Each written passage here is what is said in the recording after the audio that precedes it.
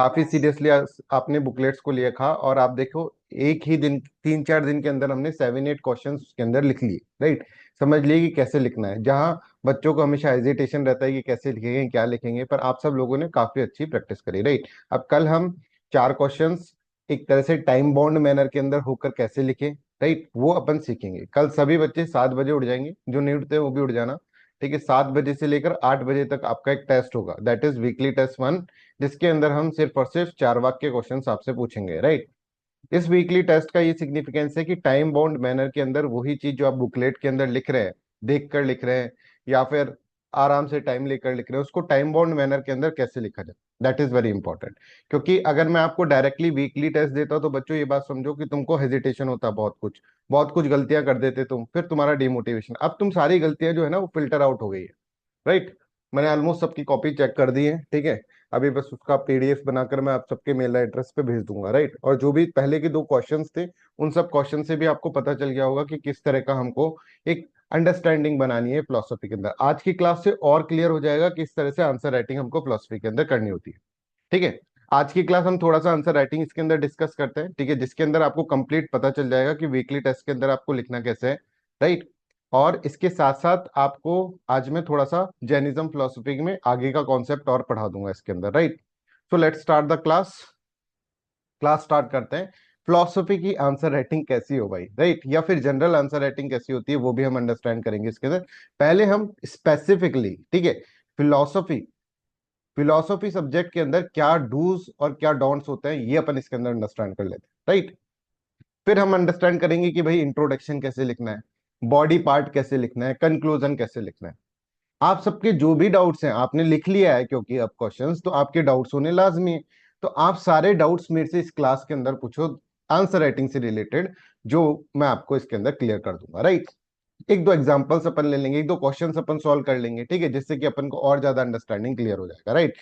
एक एपिस्टेमोलॉजी वाला क्वेश्चन कर लेंगे, एक इन्फ्रेंस वाला कर लेंगे, देहात्मवाद वाला कॉन्सेप्ट कर लेंगे, ठीक है, कंपैरिजन टेस्टिमनी, इनके बारे में मैं बता दूंगा। मतलब ये क्लास आपके लिए इनफ रहेगी कि फिलोसफी के अंदर अंडरस्टैंडिंग कैसे करें, ठीक है। तो देखिए फिलोसफी, क्योंकि it is derive from the Vedas, ठीक है, वेद से ये डेराइव है, राइट। तो फिलोसफी के अंदर point number 1 that you need to understand कि हम कोई ऐसा डायग्राम नहीं बना सकते, कुछ पिक्चर हम नहीं बना सकते कि आपने, जैसे कि मैं आपको एक पिक्चर दिखाता हूँ, एक स्टूडेंट ने बनाई, सभी स्टूडेंट्स की गलतियां यहाँ पर देखकर अपन सीख रहे हैं उनसे, ठीक है। आप लोगों ने भी बहुत सारी गलती करी है। अब देखो, ये इस तरह का डायग्राम नहीं बना सकते, वो सब चीज मैंने आपको समझाने के लिए, इसको अपन को पिक्चर की फॉर्म के अंदर फिलोसफी के अंदर प्रेजेंट नहीं करना चाहिए।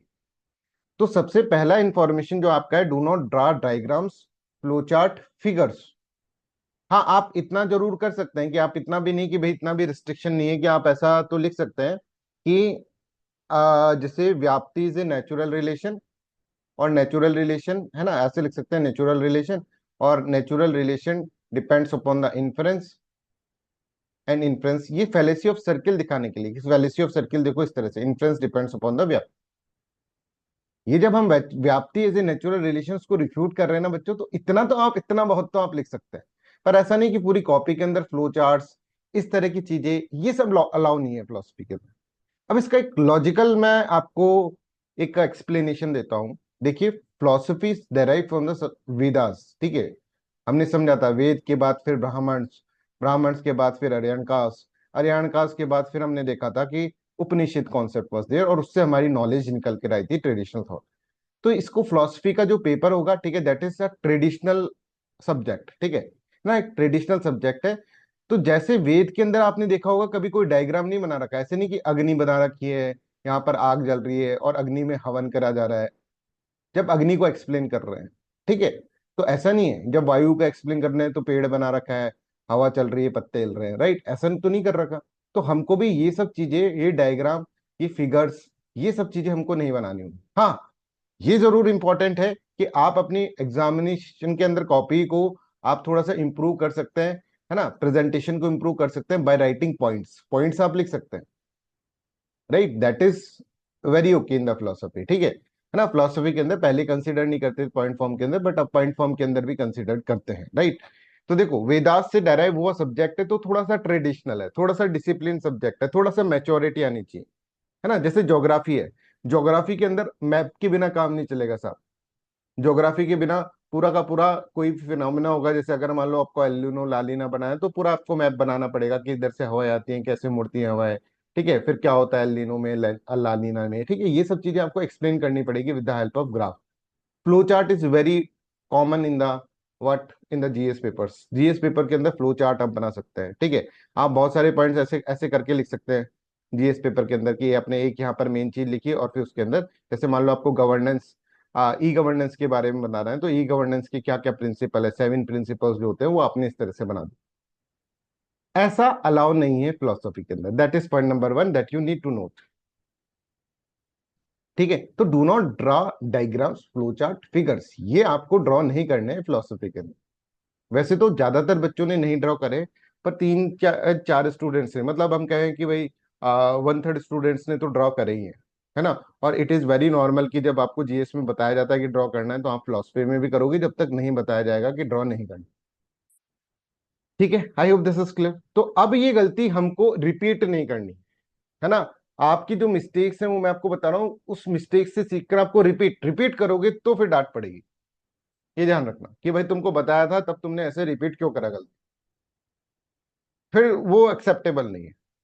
गलती पहले कर दी है, ठीक है, अब बताने के बावजूद गलती करोगे तो फिर डांट खाओगे, right. Second important thing is that can be write in points, yes, obviously you have to write in the points.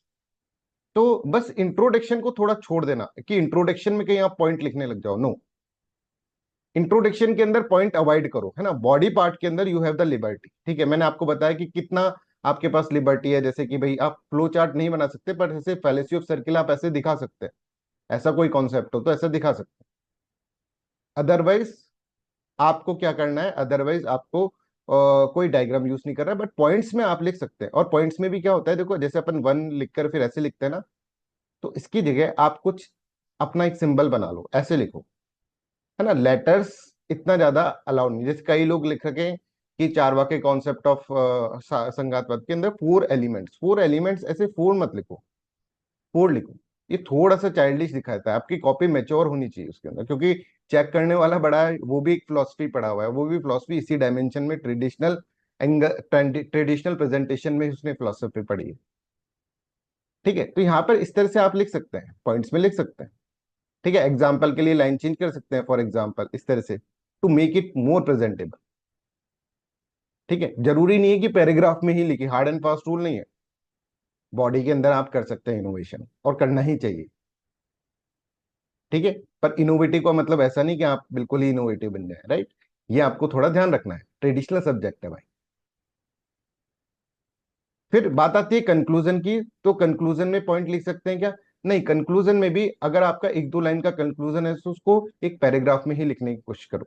जैसे कि फॉर एग्जाम्पल अगर मान लो चारवाका पे क्वेश्चन आता है, अभी तो अपन डिस्कस करेंगे इसके एक एक पॉइंट कि भाई इन्फ्रेंस को रिफ्यूट कैसे करा। तो इन्फ्रेंस को रिफ्यूट करने से पहले आप इंट्रोडक्शन में लिखेंगे perception is only valid source of knowledge, Charvaka claim that perception is only valid source of knowledge and he refuted other source of knowledge like inference, ठीक है। ये आपने इसके अंदर लिख दिया। फिर आप बॉडी पार्ट के अंदर जब लिख रहे हैं कि for refutation of inference Charvaka refuted the core of inference that is vyapti, right, ऐसा लिख सकते हैं, दैट इज इस तरह से देख सकते हैं, पर ज्यादा यूज नहीं करना है ना। व्याप्ति को रिफ्यूट करा, फिर व्याप्ति से रिलेशनशिप तुमने ये सब बता दिया है ना, पूरा का पूरा fallacy of generalization, fallacy of circle, fallacy of interdependence, ये सब बता दिया, स्पेसिफिक रिलेशन नहीं है, right, fallacy of infinite regress, सब एक्सप्लेन कर दिया।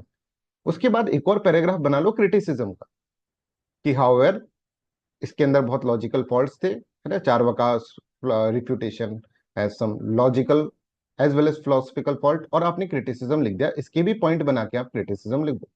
लास्ट के अंदर फिर हैंस के अंदर फिर लास्ट में जब कंक्लूजन लिख रहे हैं 2 लाइन का, इस तरह से हम दिखाया कि चारवाका फिलोसफी जो है पार्शियल फिलोसफी थी, इसलिए उसके अंदर से बहुत सारे फॉल्ट्स निकले, right. I hope this is clear.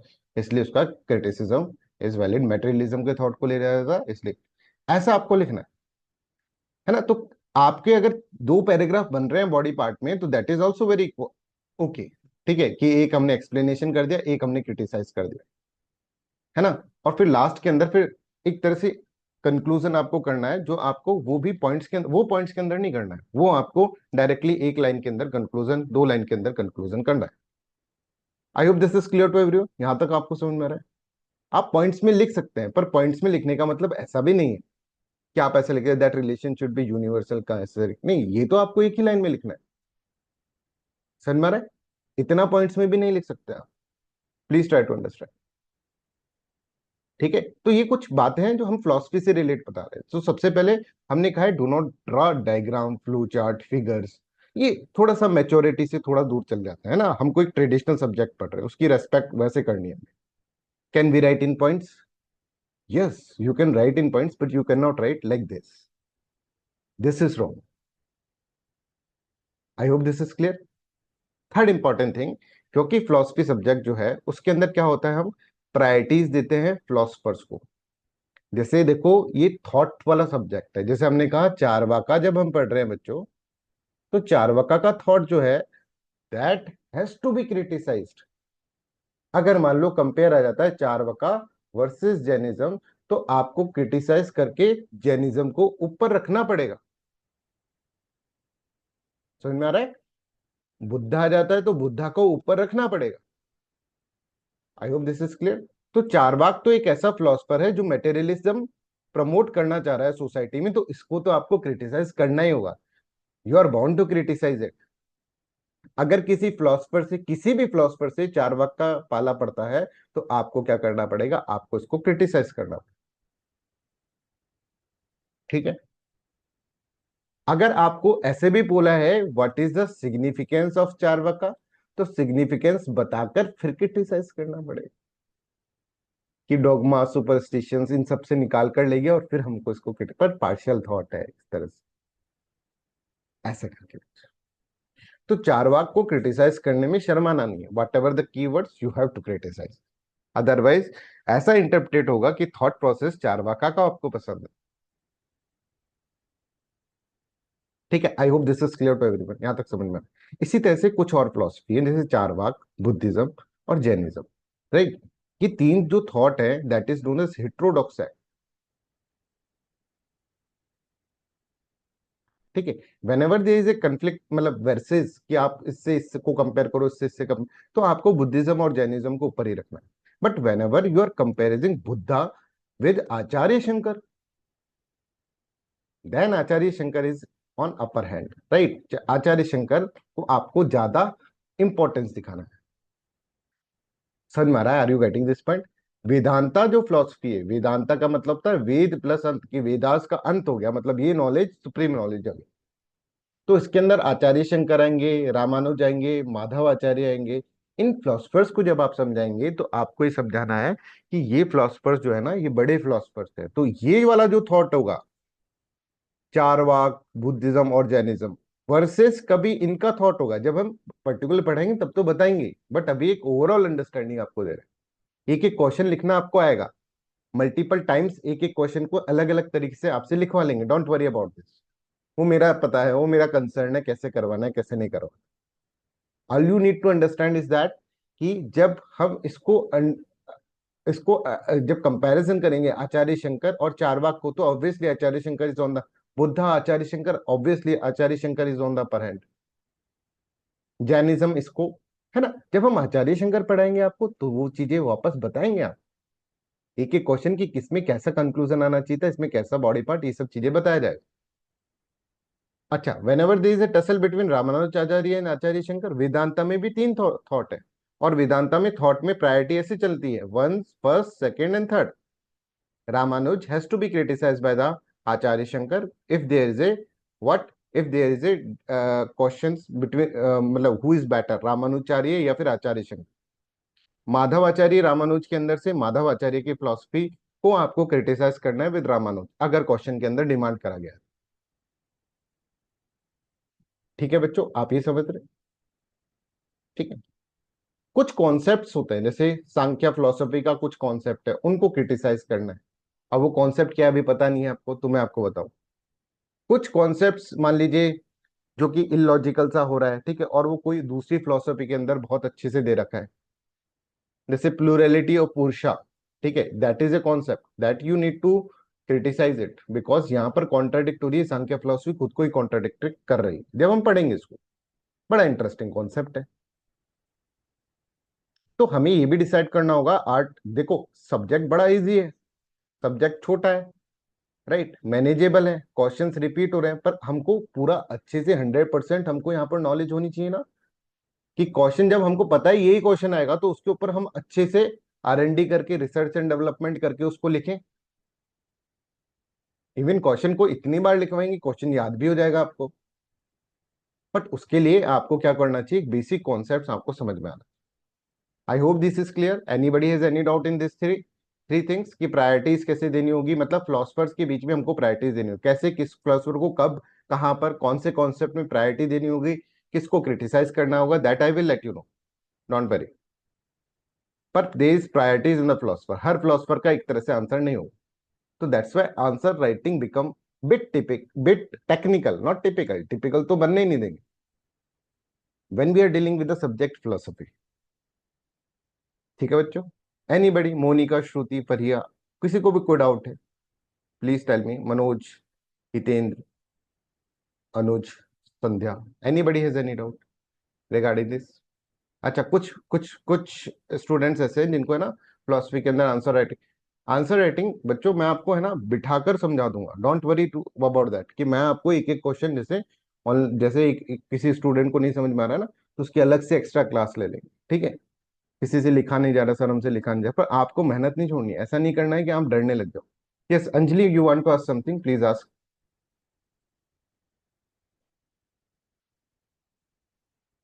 Anjali एक बार, Good, हाँ यस, good evening, sir. हाँ please please repeat what you want to ask. Body की body अलग की दो लाइन में फिर Anjali you are not audible completely, तो can you please write in the chat section. आप ऑडिबल नहीं है ना, आपकी आवाज कट के आ रही है because of the weak connection. ठीक है, तो एक ठीक बार आप चैट पे लिख दीजिए, we are waiting for your question.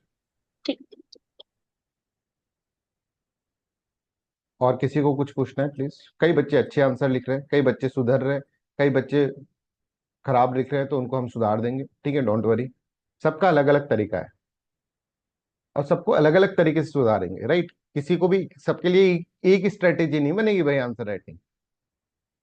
कई स्टूडेंट को तो मेरे को बस पकड़ एक हो सकता है, थोड़ा सा कभी कभार ऐसा होता है, हमने देखा है ऐसा कि स्टूडेंट्स को थोड़ा सा पुश दो, पहले तो लग रहा था यार कैसे करेगा ये, थोड़ा सा पुश दो बहुत अच्छी आंसर राइटिंग करने लग जाता है, औरों से भी अच्छी निकल जाता है ना? अभी आप धीरे भाग रहे हैं, कभी आप तेज भागने लग जाएंगे, कभी दूसरे लोग तेज भागने लग जाएंगे आपसे, ठीक है? ऐसे करना है कॉम्पिटिटिव एग्जामिनेशन के अंदर, हमें ये देखना पड़ता है कौन रिलेटिवली अच्छा लिख रहा है, उसको फिर मार्क्स मिलता है। Yes, we are waiting for your question. Anjali,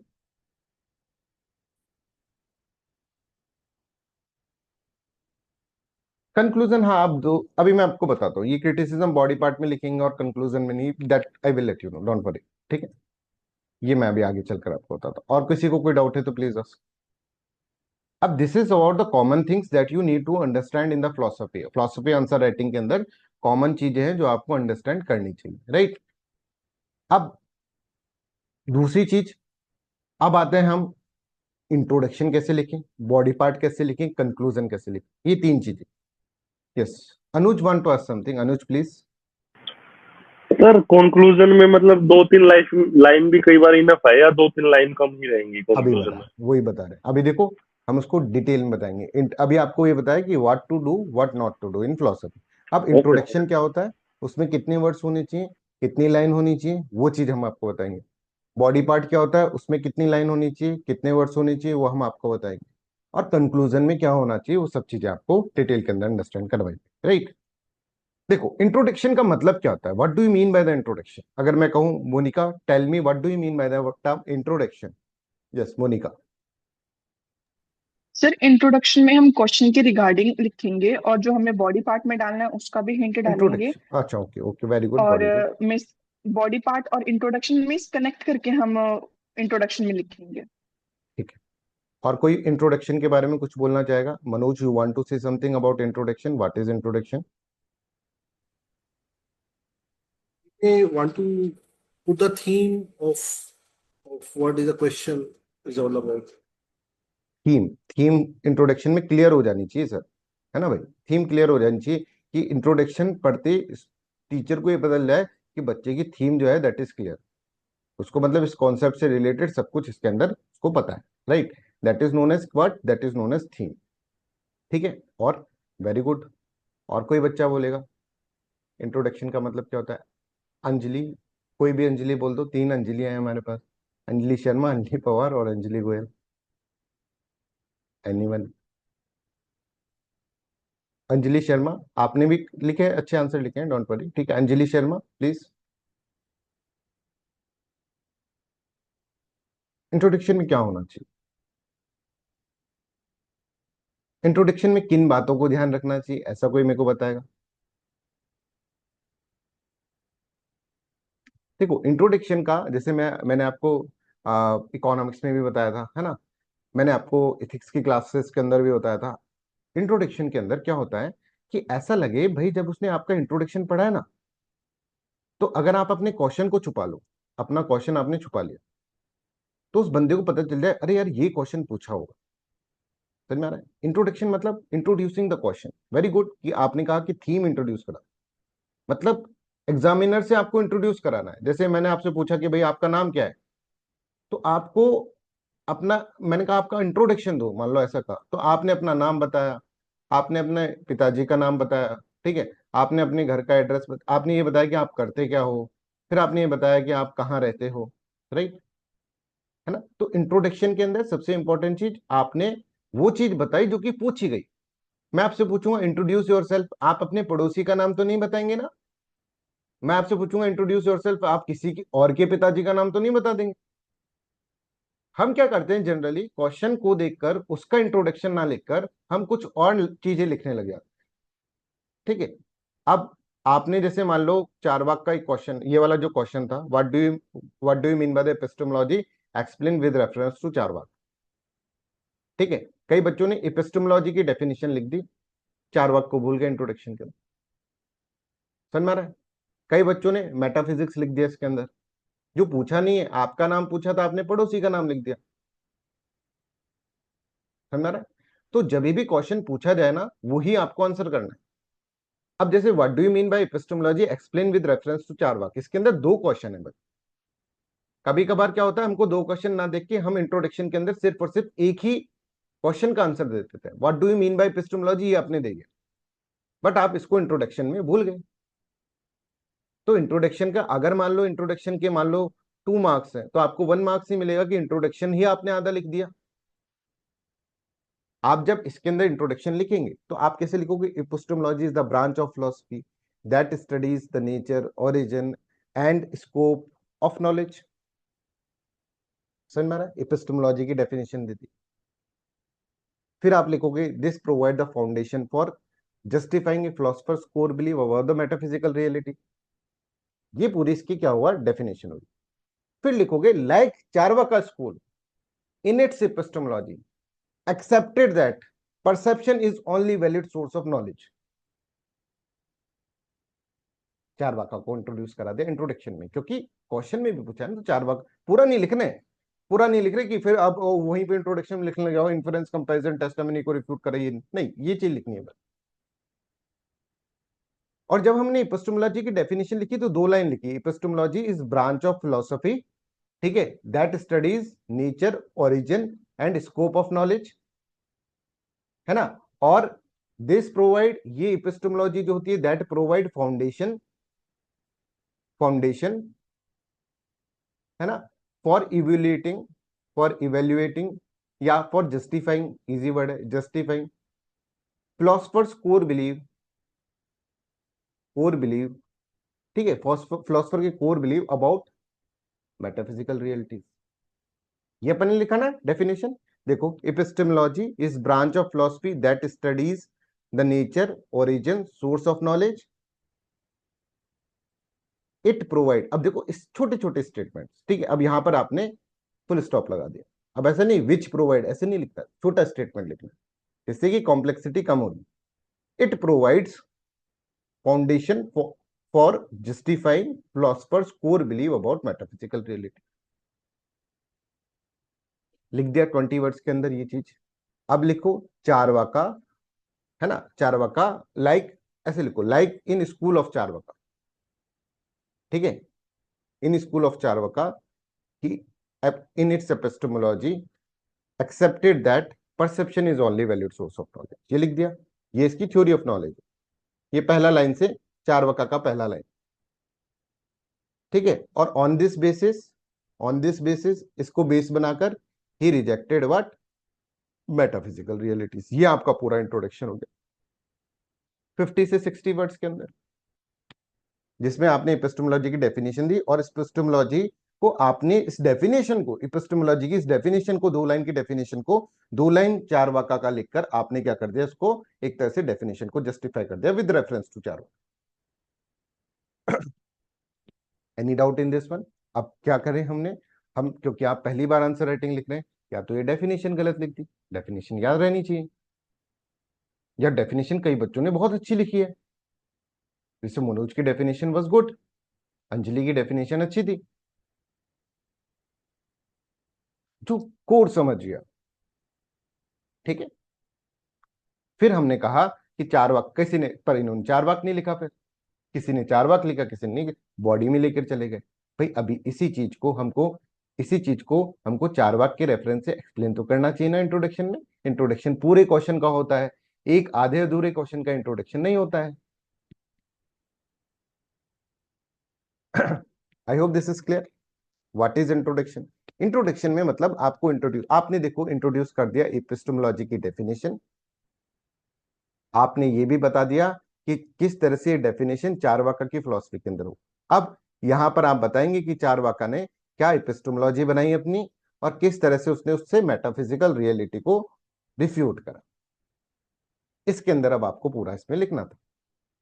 body part, अभी बॉडी पार्ट के बारे में छोड़ते हैं, अभी अपन इंट्रोडक्शन के बारे में बात करते हैं।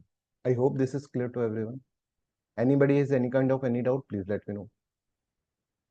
तो सबसे पहला बात हमने ये कहा कि साहब हमको इंट्रोडक्शन वो देना है जो कि क्वेश्चन में पूछा गया, राइट। कल आपसे जो क्वेश्चन पूछे जाएंगे 7 बजे, आपको इंट्रोड्यूस वो करना है जो कि क्वेश्चन में दिया गया है, और हमको पूरा क्वेश्चन उसके अंदर कवर कर लेना, दैट इज इंपॉर्टेंट। और हमको इंट्रोडक्शन में कुछ ऐसा भी लिखना है साथ साथ में, ये बात भी ध्यान रखनी है, जो कि बॉडी पार्ट के अंदर रिफ्लेक्ट हो। कहीं ऐसा नहीं कि इंट्रोडक्शन कुछ और लिख रहे हैं, बॉडी पार्ट कुछ और लिख रहे हैं, पता ही नहीं चल रहा भाई। अच्छा, अब अगर ये इंट्रोडक्शन तुम पढ़ोगे तो तुम्हें ये पता चल जाएगा ना, ये इंट्रोडक्शन जो है कि ये वाला जो भी मैंने अभी इसके अंदर बोला कि क्वेश्चन क्या बोल रखा है, एपिस्टेमोलॉजी की डेफिनेशन दे रखी है इसमें आंसर में, तो क्वेश्चन एपिस्टेमोलॉजी पे होगा, और चारवाक पे है तो चारवाक के रेफरेंस से पूछा होगा। I hope Monika this is clear. I hope Anjali Sharma, Anjali Goyal, Sandhya, is this clear? Fariha, Shruti, Ketan, yes sir, clear है। है ना? क्लियरिटी आनी चाहिए आपको, दिमाग में आपको क्लियरिटी होनी चाहिए। अब आप आगे यही तो पढ़ेंगे, यही तो बताएंगे, देखो इन्फ्रेंस को उसने कैसे उसने रिफ्यूट कर दिया था, कंपैरिजन को उसने, टेस्टिमनी को उसने एक तरह से क्या माना, परसेप्शन मान लिया था, ये सब चीजें यही तो आप बॉडी पार्ट में लिखोगे। पर कंक्लूजन में लिख देना कि भाई इसका पार्शियल थॉट था एपिस्टेमोलॉजी को लेकर, क्योंकि वो मटेरियलिज्म लाना चाहता था सिस्टम के अंदर। बस ये कंक्लूजन हो गया 2 लाइन का। अभी आगे बताएंगे कंक्लूजन कैसे लिखेंगे, है ना, डिफरेंट डिफरेंट अपन एग्जांपल। तो I hope this is clear. This is the 50-60 word से ज्यादा नहीं हुआ बच्चों, 50 से 60 वर्ड्स का हो गया, खत्म काम। इंट्रोडक्शन से रिलेटेड कोई भी मेरे से कुछ भी क्वेश्चन पूछना चाहता है, अभी हम और भी क्वेश्चंस करेंगे इंट्रोडक्शन के, आपको बताऊंगा मैं किस तरह से आपको लिखना चाहिए था, बट अभी आप कोई भी पूछना चाहता है तो प्लीज टेल। इंट्रोडक्शन से रिलेटेड कोई भी क्वेश्चन पूछना चाहता है प्लीज टेल।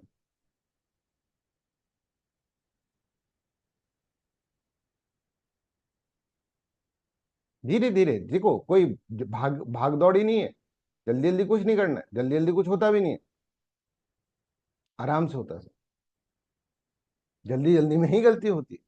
अभी हमारे पास टाइम लिमिट नहीं है, ठीक है। चलो कोई दूसरा क्वेश्चन अपन देखते हैं।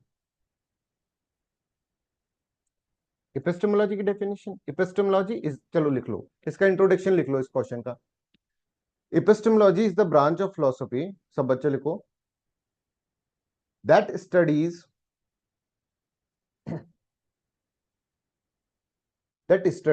epistemology is branch of philosophy that studies nature comma origin, लिखो एक बार, nature comma origin, scope of knowledge.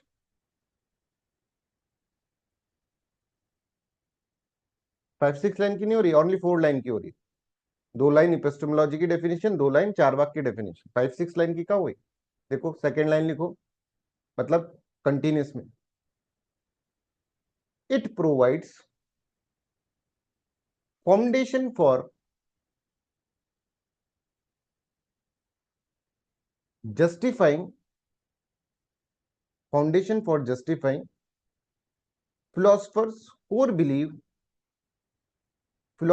core belief, जैसे चारवाका का कोर बिलीव क्या है कि गॉड इज नॉट देयर, तो philosophers core believe about metaphysical reality. 2 line होगी, ठीक है, 20 से 25 वर्ड हो गए, 30 वर्ड हो गए ज्यादा से ज्यादा। फिर लिखो like Charvaka school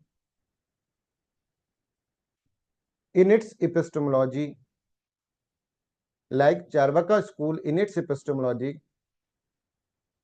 accepted, claimed, कुछ भी लिख सकते, accepted, claimed, hold, believed मत लिखना, that is not, मतलब सही तो है लिखना, but that is उससे अच्छे वर्ड से तो वो लिखे, holds that perception is only valid source of knowledge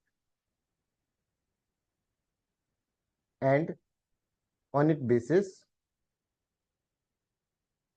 basis he rejected God and soul concept of God and eternal soul, concept of God and eternal soul। 4 line only Anjali, ठीक है। I hope this is clear.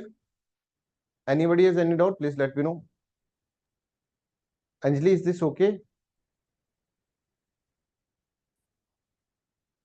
But the letter P in perception has to be capital or small? Small भी लिख सकते हो, कोई दिक्कत नहीं, small ही लिखो परसेप्शन के अंदर, स्मॉल लिखो आराम से, कोई दिक्कत नहीं। और परसेप्शन सर फिलोसफर्स जब भी हम लिखेंगे तो पी तो उसका कैपिटल ही आएगा। हाँ, फिलोसफर्स का सी जैसे होगा तो कैपिटल होगा, है ना। वर्ड्स गिनोगे इसमें 50 से 60 वर्ड्स का इंट्रोडक्शन आप लिख सकते हो, और फिलोसफी के अंदर स्पेस ज्यादा रहती है। फिलोसफी के क्वेश्चंस आप देखोगे स्पेस ज्यादा रहेगी, पर टाइम तो उतना ही है। टाइम भी मिलता है फिलोसफी के पेपर में, पता है, क्योंकि हमें कुछ सोचना नहीं पड़ रहा है, हम डायरेक्टली लिख रहे हैं, क्योंकि हमने प्रैक्टिस पहले बहुत कर रखी है। मतलब अगर प्रैक्टिस करोगे तो कुछ सोचना पड़ेगा, अरे यार ये इस क्वेश्चन में क्या लिखे, ऐसा नहीं सोचना पड़ेगा, धमाधम लिखना है बस। अब मान लो कभी चारवाका की एपिस्टेमोलॉजी पे क्वेश्चन आया, तो आपको पता है चारवाका बिलीव दैट, है ना, आपको ये लिखना है, perception in only valid source of knowledge and he refuted other source of knowledge, inference comparison testing. ऐसा ही जैन फिलोसफी का है, ऐसे सब फिलोसफी में हम मेहनत करेंगे, ये लिखना है बस, इसलिए टाइम ज्यादा मिल जाता है, और उसकी जो पेजेस हैं थोड़े से ज्यादा होते हैं as compare to other optionals, क्योंकि मैंने एक बार PSIR से दे रखा और एक बार फिलोसफी से दे रखा, राइट। जैसे मैंने आपको बताया था, मैंने 4 ऑप्शनल पढ़े थे, ठीक है, sociology, psychology, PSIR and philosophy. तो फिलोसफी से मैंने 3 बार मेंस लिख रखा है, ठीक है, हाँ 3 बार मेंस लिख रखा है फिलोसफी से। एक मैंने सोशियोलॉजी से लिखा था, एक PSIR, एक सोशियोलॉजी से लिखा था, और PSIR मैंने वैसे ही पढ़ा, राइट। सोशियोलॉजी, हाँ सोशियोलॉजी से लिखा था, PSIR से नहीं। तो I hope this is clear to everyone. यहां तक सबको समझ में आ गया कि इंट्रोडक्शन का मतलब क्या है, ये अपन इसके अंदर समझ। अभी भी देख लो, चलो ये वाला क्वेश्चन हो गया, अब दूसरा क्वेश्चन हम देख लेते हैं। इसका भी एक्सप्लेन चारवाकास रिफ्यूटेशन ऑफ इन्फेरेंस, ठीक है, ये क्वेश्चन था। तो इसमें क्या है, इसमें तो अपन को डायरेक्टली वो लिखना, अब देखो डायरेक्ट लिखना है, चारवाका होल्ड्स दैट, या फिर Charvaka claim that perception is only valid source of knowledge and he refuted other source of knowledge like inference। inference भी बात कर रहे हैं तो like inference करके रख दो, कंपैरिजन और टेस्टिमनी मत लिखो, 2 वर्ड आपकी कम हो जाएंगे, ठीक है। तो आप क्या लिखोगे यहाँ पे, इंट्रोडक्शन में चारवाक रिफ्यूटेशन ऑफ इन्फरेंस लिखना है। तो आप देखो यहाँ पे कि चारवाका स्कूल होल्ड दैट या claim that perception is only valid source of knowledge. They refuted other source of knowledge, और source of knowledge को छोटा लिखना है ना तो प्रमाण से लिख दो, अदर प्रमाण, इनको प्रमाण बोलते हैं, है ना, प्रमाण बोलते हैं सोर्स ऑफ नॉलेज को। परसेप्शन, जब आप न्याय फिलोसफी में पढ़ोगे तो प्रमाण शास्त्र बोलते हैं न्याय फिलोसफी को। प्रमाण शास्त्र मतलब जो प्रमाण के बारे में डिटेल में आप पढ़ोगे कि भाई परसेप्शन होता क्या है, ठीक है, डिटेल में पढ़ोगे कंपैरिजन होता क्या है, टेस्टिमनी होता क्या है,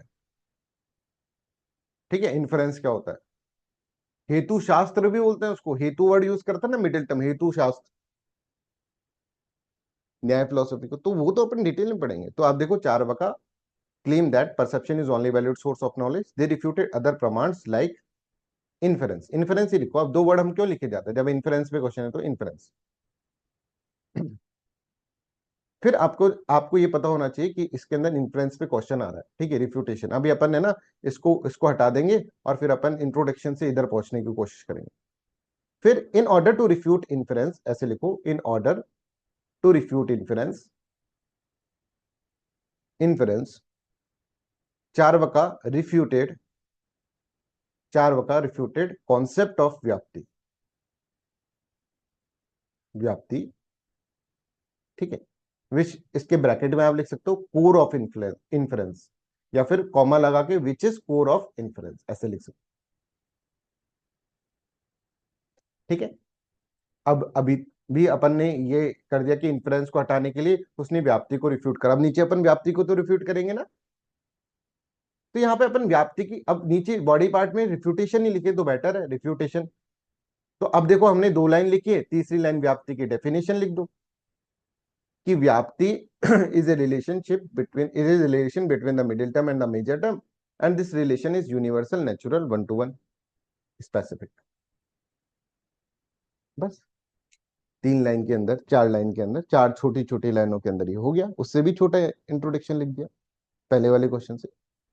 तो इसको लिख लो एक बार बच्चों, Charvaka school claimed that perception is only valid source of knowledge। अब मैं तुमको है ना सारों के इंट्रोडक्शन नहीं बता दूंगा, नहीं तो फिर वो तो कॉपी पेस्ट करने लग जाओगे तुम, है ना। 1-2 क्वेश्चन और देख लेते, फिर अपन बॉडी पार्ट पे चलते।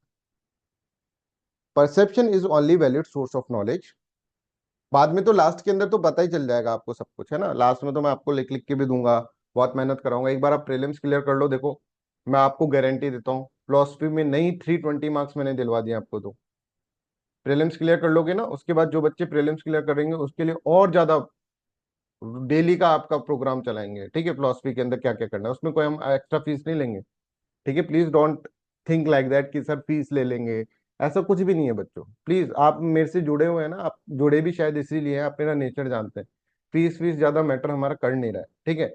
बट आपको ये समझ में आना चाहिए कि आपको मेहनत करनी है। आप अगर सेलेक्ट हो गए तो फिर प्रीलिम्स में सेलेक्ट हो गए तो मेरी तो फिर रेस्पॉन्सिबिलिटी बन जाती है कि मैं आपको सब कुछ, ये भी नहीं इसके साथ साथ और भी चीजें करा दूंगा, that is also free of cost. बस आपको प्रीलिम्स क्लियर करना है, मेंस में क्लियर कराऊंगा, ठीक है। और प्रीलिम्स के लिए भी हम इस बार कुछ ना कुछ करेंगे कि प्रीलिम्स स्पेसिफिक होके, क्योंकि प्रीलिम्स में करने होते हैं 5000 से 6000 क्वेश्चन, तो उसके लिए हम आपको बताएंगे 5000 से 6000 क्वेश्चन आपको हाथों से करवाएंगे, जैसे अभी ऐसे करवा रहे हैं ना वैसे, ठीक है। चलो वो अलग बात है। तो यहाँ पे लिखो Charvaka school claim that perception is only valid source of knowledge, they refuted other pramans like inference, full stop।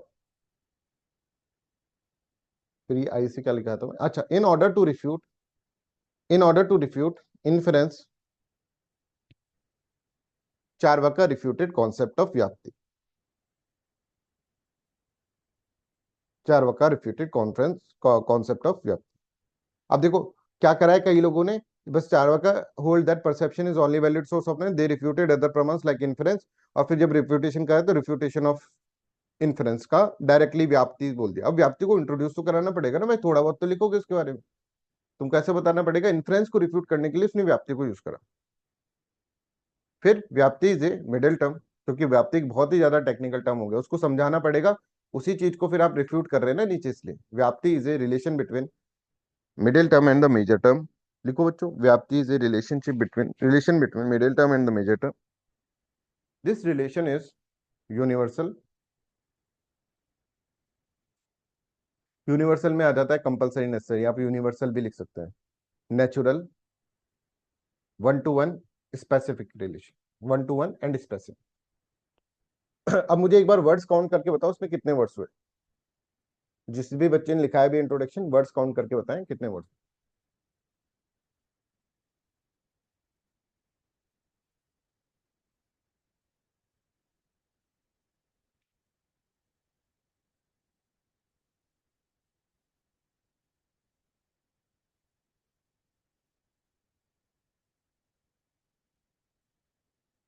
हाँ, क्या हुआ, वर्ड्स काउंट करके बताओ जल्दी से।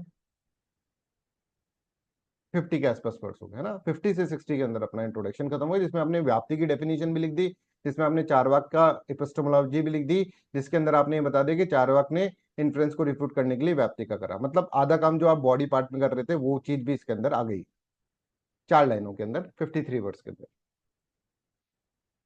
आई होप दिस इज क्लियर। यहां तक समझ में आ रहा है? Anybody is any doubt? अब बताओ, मोनिका, मनोज, फरिया, कोई भी, किसी को भी, अंजलि, हितेंद्र, पूनिया, अजय, अनुज, पूनिया, संध्या, किसी को कोई भी डाउट? 50 वर्ड्स के आसपास ये काम हो गया अपना। ठीक है, चलो अब और थोड़ा सा एक अलग क्वेश्चन ले लेते हैं अपन।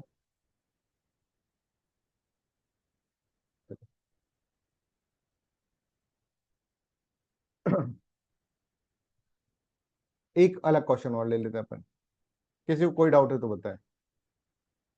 समझ में आ रहा है? हितेन को समझ में आ रहा है? हितेन अभी आज ही की क्लास के अंदर बैठा है अपने, राइट। उसने पहले Yes, कहीं sir. से फिलोसफी पढ़ी हुई है हितेन ने, और तो वो चाहता है कि सर हमारा कॉन्सेप्ट क्लियर नहीं हो तो वापस। तो हितेन भी कल आंसर राइटिंग कर दे तो मजा ही आ जाए, पर उसके लिए उसको चारवाक के 3 लेक्चर देखने पड़ेंगे, राइट। ट्राई ट्राई कर लेना हितेन, अगर ठीक है तो बढ़िया है, अदरवाइज आप लोग आप पूरा पढ़कर फिर दे सकते हैं ना। चलो, Yes, sir. एक कॉन्सेप्ट हमने बुकलेट में ये डाला था, है ना, एक्सप्लेन कॉन्सेप्ट ऑफ देह आत्मावाद, है ना। अब देहात्मवाद, अब ऐसे क्वेश्चन जब आ जाता है ना जिसमें डायरेक्टली आपको क्या है कि कॉन्सेप्ट के बारे में लिखना है, देहात्मवाद के बारे में लिखना है, तो आपको कहीं ना कहीं इंट्रोडक्शन में देहात्मवाद की चीजें लिखनी पड़ेगी। इंट्रोडक्शन में जैसे एक बच्चा बोला था, अभी मनोज बोले थे कि सर थीम होनी चाहिए, तो देहात्मवाद का कॉन्सेप्ट, संघातवाद का कॉन्सेप्ट इंट्रोडक्शन में कहीं ना कहीं आपको डालना पड़ेगा। आपको ये बताना पड़ेगा कि भाई ये मेटाफिजिकल डॉक्ट्रिन है चार वाक की स्कूल की, कम वर्ड्स के अंदर। तो इसका लिखो देहात्मवाद का, चलो एक बार लिख लो फिर अपन आगे बात करते हैं। ऐसे लिखो स्टार्टिंग से, dehatmavada is a metaphysical doctrine of Charvak. तो वो पहले ही समझ गया पहली लाइन से कि हाँ भाई इसको पता है कि ये मेटाफिजिकल डॉक्ट्रिन है चार्वाक की। लिखो बच्चों, dehatmavada is a metaphysical doctrine of Charvak, full stop. In this theory Charvaka refute traditional concept of soul's eternality, traditional concept of soul's eternality. क्या बोला मैंने एक बार कि in this theory Charvak refuted traditional concept. अब देखो यहां पर आप ये भी बता रहे हो कि आपको पता है कि ट्रेडिशनल कॉन्सेप्ट ऑफ सोल क्या है, traditional concept of eternality of soul और ऑफ सोल्स इटर्नलिटी।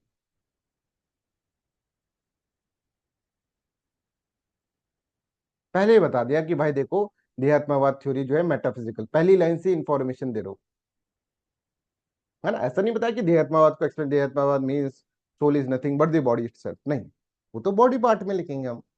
अभी तो आप देहत्ववाद को इंट्रोड्यूस करा, देख भाई पहले बताने चार वाक्य की मेटाफिजिकल डॉक्ट्रिन है, कि कंफ्यूज मत हो जाना कि एपिस्टेमोलॉजिकल डॉक्ट्रिन है, पहले अपन ने उसको क्लियर कर दिया exam. In this theory Charvaka refuted traditional concept को रिफ्यूट करा है सोल के, सोल की इटर्नलिटी को। ठीक है, अब इसमें कहीं अपन को मेटेरियलिज्म डालना पड़ेगा, तो ऐसे लिखो, as a materialistic think, materialistic thought, as a materialistic school, school लिखो, materialistic school, Charvaka holds that mat, matter is the only reality, holds that, Charvaka holds that matter is only reality. अब देखो कितना अच्छा बन जाएगा.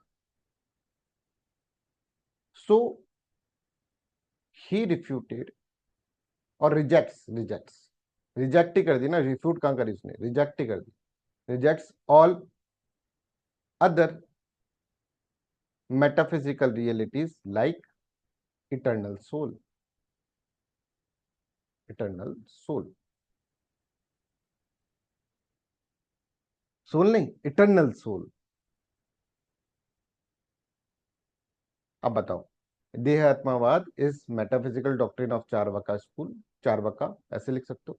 इन this theory Charvaka refuted traditional concept of soul's eternity as a materialistic. अब उसको ये भी बताना पड़ेगा ना आपको कि उसने क्या अपने मेटलिज्म, जैसे मनु ने बोला सर थीम आनी चाहिए, बिल्कुल थीम आनी चाहिए, मेटलिस्टिक स्कूल है. तो चार्वाका कह रहा है कि मैटर ही ओनली रियलिटी है, बाकी सब कुछ रियलिटी नहीं है, इसलिए उसने इटर्नल सोल को रिफ्यूट कर दिया. कहीं आपने इसमें अपने पत्ते नहीं खोले कि देहात्मवाद क्या है, ये आपने नहीं बताया. आपने सिर्फ इंट्रोड्यूस कराया है, दिस इज इंट्रोडक्शन. वो तो आपको बॉडी पार्ट में मिलेगा, वो थोड़ा सा आगे आप बढ़ेंगे तो आपको मिल जाएगा सर. हमने आपको एक तरह से इंट्रोड्यूस करा दिया. This is what the introduction is. ये है introduction. I hope this is clear. अब बताओ इस इंट्रोडक्शन में किसको क्या प्रॉब्लम आई. ना हमने देहात्मवाद के बारे में कुछ लिखा, बट सब कुछ लिख दिया. इंट्रोड्यूस तो सब कुछ करवा दिया.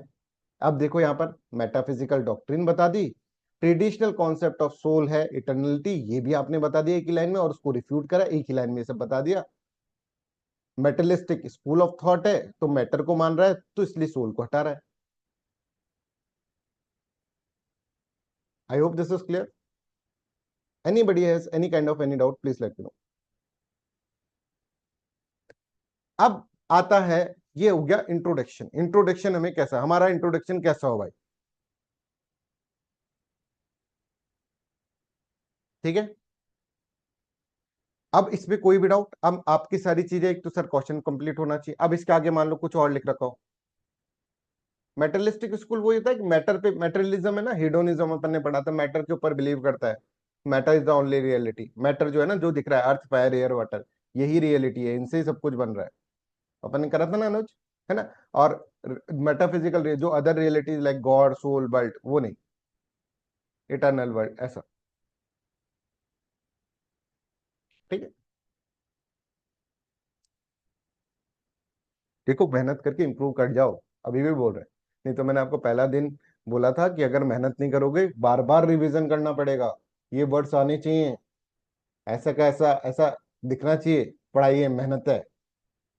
आंसर में दिखना बंद हो गया ना, तो फिर मेरे को समझ में आ जाएगा बच्चे का फिलोसफी सब्जेक्ट नहीं ले पाएगा बच्चा, है ना, ऑप्शनल सब्जेक्ट. तो मैं आपका भविष्य वैसे ही बिगाड़ूंगा नहीं, मैं आपका फिर रजिस्ट्रेशन इसके अंदर हटाना पड़ेगा, है ना भाई. अगर आपको नहीं आ पा रहा है तो मुझे भी, मेरी भी तो, आपका नहीं नहीं सर हमको तो पढ़ना है, मुझे पता है बच्चे का भविष्य बिगड़ जाएगा इससे, नहीं पढ़ पा रहा है ये वाला सब्जेक्ट, तो मैं उसको फिर रजिस्ट्रेशन कैंसिल करके, मतलब अच्छे से, मतलब उसके कोई बुरा भाव नहीं रखना. तो मेहनत कर लो एक बार, 10-15 दिन मेरे को मेहनत करके दिखा दो तुम.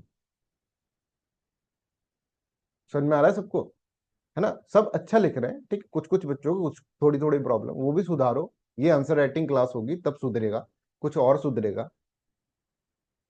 पर ऐसा नहीं होगा कि किसी का सुधर ही नहीं रहा है, कि भाई हो गए 15 एक दिन सुधर ही नहीं रहा है, तो फिर उसका मतलब इंटरेस्ट नहीं है तो पढ़ने में, उसका ब्लेम फिर हम नहीं लेंगे ना. ये देखो ना, हम तो मेहनत कर रहे हैं, हम अपना उसका क्यों ब्लेम लेंगे. तो वैसा है, तो वो चीज भी आपको याद रखनी है ना. अभी एक वैसे भी अपन 10 स्टूडेंट्स का मैंने लेने का था, ठीक है. एक स्टूडेंट्स बढ़ गए हैं, ठीक है, 11 स्टूडेंट्स अब अपने इसके अंदर हो गए हैं, ठीक है. अगर आप 11 के 11 लेते हैं तो एक दो तो मेरे को खाली करना ही है, राइट। कोशिश करो कि नहीं हो तुम्हारा, है ना, ऐसा खाली ना हो, राइट, इस तरह का आप कोशिश करो। किसी से कोई बैड नहीं, पर आप देखें किसी से, किसी के लिए कभी कभार क्या होता है, उसको बेस्ट करने के लिए ना, कि उसकी उसकी लाइफ ठीक करने के लिए टीचर को ऐसा करना पड़ जाता है ना, तो टीचर ऐसा कर भी देता है फिर। तो उसमें आपको कहीं भी ऐसे जरूरत नहीं कि सर हमारे साथ बुरा कर दिया आपने, आप हमको पढ़ा नहीं रहे, राइट, इस तरह से। पर ऐसा नहीं है कि उसकी दिमाग, हो सकता है फिलोसफी से नहीं बन पाई बात, तो हम उसका जबरदस्ती भविष्य खराब नहीं करेंगे। अरे यार मैंने तो सारे इंट्रोडक्शन मिटा दिया। चलो अब आता है बॉडी पार्ट के अंदर, है ना। बॉडी पार्ट में आप कुछ इस तरह से कर सकते हैं, जैसे इसका explain Charvaka refutation of inference. तो अपन ने कहा था Charvaka holds that perception is only valid source of knowledge and he refuted other source of learning inference। और in order to refute inference, उसने व्याप्ति को रिफ्यूट करा, that was the core of inference. और उसके अंदर फिर व्याप्ति का अपन ने रिलेशन तक बता दिया था यहाँ पर, है ना, व्याप्ति का रिलेशन तक बता दिया था। अब बॉडी पार्ट कैसे यूज आ रहा है, अब आप डायरेक्टली लिख सकते हैं ना, रिफ्यूटेशन ऑफ व्याप्ति और रिफ्यूटेशन ऑफ इन्फ्रेंस थ्रू व्याप्ति, ऐसे लिख सकते हैं डायरेक्टली, यहां पर लिख सकते हैं बॉक्स बनाकर, या फिर डायरेक्टली हेडिंग डाल सकते हैं। और फिर आप लिखो एक एक पॉइंट कि व्याप्ति इज नॉट यूनिवर्सल, जो आपने ऊपर लिख रखा है ना, universal, natural, specific, one to one. ऊपर लिख रखा था ना व्याप्ति की डेफिनेशन की, vyapti is relation between the middle term and major term. अब देखो अपनी कॉपी के अंदर लिखा होगा, and this relation is universal, natural, one to one, specific. अब refutation of inference through vyapti करोगे तो सबसे पहले यहां पर जो लिखा है ना इंट्रोडक्शन में, अगर आपने यूनिवर्सल लिखा है या फिर नेचुरल लिखा है तो उसको उठाओ, पहले यहां से उठाकर यहां पे लाए, लिखो व्याप्ति इज नॉट यूनिवर्सल। लिखो, मैं बोलता जा रहा हूं, आप लिखो vyapti is not universal as we are finite being, as we are finite being, so we cannot observe, so we cannot observe all instances of vyapti,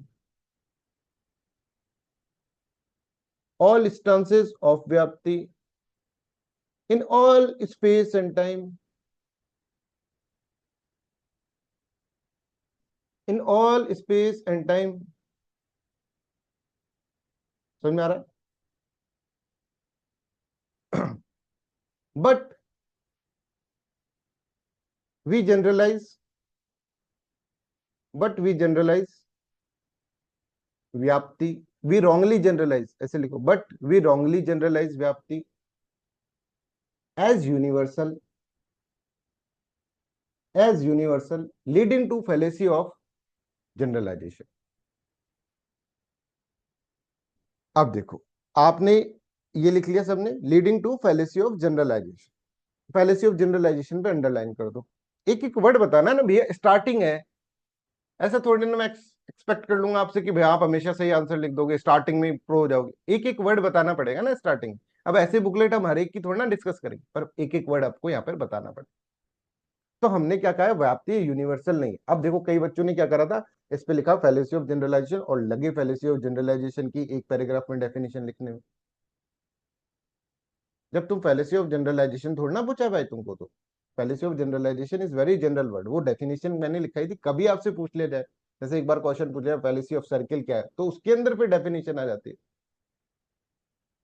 तो देखो बहुत सारे बच्चों ने लिखी है ना, समझ रहे हो ना आप लोग, कि आपको फैलेसी ऑफ जनरलाइजेशन की डेफिनेशन नहीं लिखनी थी, आप डायरेक्टली लिखो vyapti is not universal because हम फाइनाइट बीइंग है और हम सारे इंस्टांसेस व्याप्ति के हर स्पेस एंड टाइम में नहीं देख सकते। तो बट हम रॉन्गली, रॉन्गली वर्ड लगाया ना, रॉन्गली वर्ड लगाया शायद, है ना, रॉन्गली जनरलाइज कर लेते हैं व्याप्ति को in all space and time as universal, ऐसे कर लेते हैं, leading to fallacy of generalize. ऐसे लिखना है भाई, सारा पढ़ाया हुआ थोड़ा ना छाप देना है कॉपी के अंदर।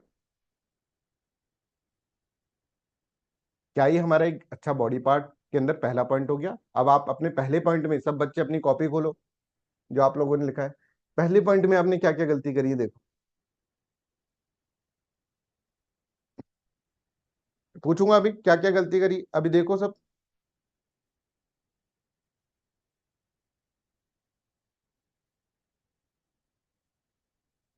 हाँ, अब मोनिका बताएंगी सबसे पहले। मोनिका, क्या गलती है तुम्हारे इसके अंदर? सर मैंने फैलेसी ऑफ जनरलाइजेशन की एग्जाम में पूरी डेफिनेशन लिखी हुई है। हाँ, तो दैट इज रॉन्ग ना, समझे? Yes sir. हाँ, हाँ जी। अब मनोज बताएंगे। मनोज, आपने शायद सही लिखा है, क्या आपको फिर कोई गलती दिखी मनोज? फिर केतन बताएंगे। केतन, अपनी गलती देख लो जल्दी से। Yes, so I over-explained fallacy of generalization. हाँ, फिर अपने पास वर्ड लिमिट है, स्पेस कम है, तो उसमें दिक्कत आ गई ना। अब अपनी गलती खुद पहचानो भाई, कोई शर्म नहीं है भाई। हम भी जब पहले स्टार्टिंग में आपसे भी गंदे लिखते थे आंसर, धीरे धीरे सुधार हुआ है। 11-12 साल का एक्सपीरियंस होके सुधार हुआ है। वो सब सुधार मैं तुमको आज ही करवा देना चाहता हूँ। क्यों हम गलत लिखते लिखते फिर सुधरे? जब हमें पता है कि हम कहाँ कहाँ गलती करेंगे, तो पहली दिन से ही सुधरेंगे ना। 1000 क्वेश्चन लिख के फिर सुधरे, इससे बढ़िया 5-6 क्वेश्चन लिख के सुधर गए, अब सारे क्वेश्चन हम अच्छे लिखेंगे, मेहनत बच गई। हाँ केतन, बताओ क्या क्या गलती है देख रहे हो तुम? वही थोड़ा ज्यादा लिख दिया था फैलेसी ऑफ जनरलाइजेशन में ना। आई थिंक आपने पूरा फेलोशिप ऑफ जनरलाइजेशन ही लिख दिया था, है ना? बाकी हाँ का नहीं तो लिखा था आपने, है ना? हाँ सर वही होगी। अच्छा, अंजलि गोयल बताएंगे। अंजलि ने काफी अच्छी, अंजलि की आंसर राइटिंग बहुत अच्छी है। उसने कहीं प्रैक्टिस कर रखी है आंसर राइटिंग, ऐसा लग रहा है ना? मतलब फिलोसफी का नहीं, जनरल उसका मतलब एक एप्टीट्यूड बन गया उसका आंसर राइटिंग का। हाँ अंजलि, आपको कोई गलती दिखी इसमें? Yes, चलो, अंजलि की आवाज नहीं आती है ना, तो अंजलि चैट पे लिख देना कोई गलती। संध्या, आप बताओ, संध्या को समझ में आ रहा है अब?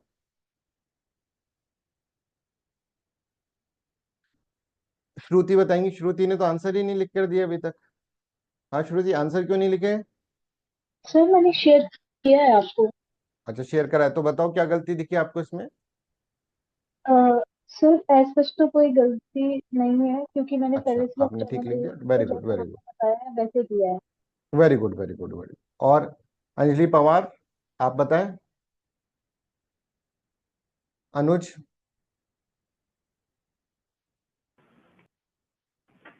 सर जो आपने ये लाइन लिखवाई है ना, व्याप्ति इज नॉट इन यूनिवर्सल वाली, वो हम्म मैंने इंट्रोडक्शन में लिखी है, और जो बॉडी है उसमें मैंने हम्म। फैलेसी ऑफ जर्नल से ही सीधा स्टार्टिंग की, और वो बहुत ज्यादा लिख दिया है। तुमने एक ही फैलेसी लिखी है, फैलेसी ऑफ जनरलाइजेशन, है ना? हाँ, और वो ज्यादा बड़ी लिख दी है। हाँ, वो इतनी बड़ी लिख दी। अब देखो, इसने इतनी बड़ी लिख दी, उसको इतना एक्सप्लेन कर दिया, रिपीट कर करके बार बार में बार बार में बार बार में, कि और फैलेसी कहाँ लिखेगा? तो उसको वहीं क्वेश्चन खत्म करना पड़ा। Yes, sir. ठीक है। फिर अब अपन ने ऐसे पॉइंट लगा के लिख रहे हैं, अपन ये देखो ऐसे पॉइंट लगा के लिख रहे हैं कि व्याप्ति इज नॉट यूनिवर्सल, ऐसे करके फिर अपन ने ऐसा पूरा लिख दिया। फिर अब ऐसा सेकंड पॉइंट ऐसा लगा कर, फर्स्ट सेकंड ऐसे लिखना है ना, थोड़ा सा अजीब लगे, लिख सकते हैं, देखो ऐसा कोई गलत नहीं है, ठीक है। बट मैंने बहुत सारे जो कॉपी चेक करते हैं फिलोसफी के, उन हमारे बहुत बड़े टीचर से भी बात करी हमने, ठीक है। उन्होंने भी ये बताया कि भाई ऐसे ही आंसर राइटिंग होनी चाहिए। 12 साल के अंदर मैं बहुत बड़े बड़े इंस्टीट्यूट्स में पढ़ाया हूँ, तो बहुत टीचर्स के साथ सानिध्य रहा है मेरा, उनसे बहुत कुछ सीखा हूं मैं, राइट? ठीक है। तो अब सेकंड देखो, व्याप्ति अब देखो यहाँ पर लिखो दूसरा, कि व्याप्ति इज नॉट नेचुरल रिलेशन, है ना? रिफ्यूट चल रहा है, नॉट नेचुरल रिलेशन। अब आपने ऊपर लिखा था देखो, यूनिवर्सल नेचुरल, नेचुरल आ गया नीचे, is not natural relation. As all natural relation लिखो, as all natural relation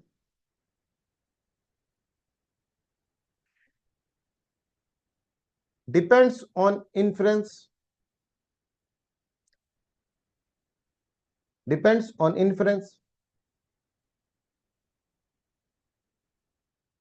So vyapti also depends on inference. Full stop लगा के, so vyapti also depend upon inference, comma, but inference itself depends upon vyapti, but inference itself depend upon vyapti.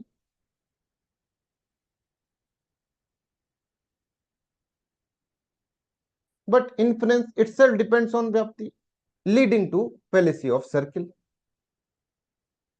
leading to fallacy of circle.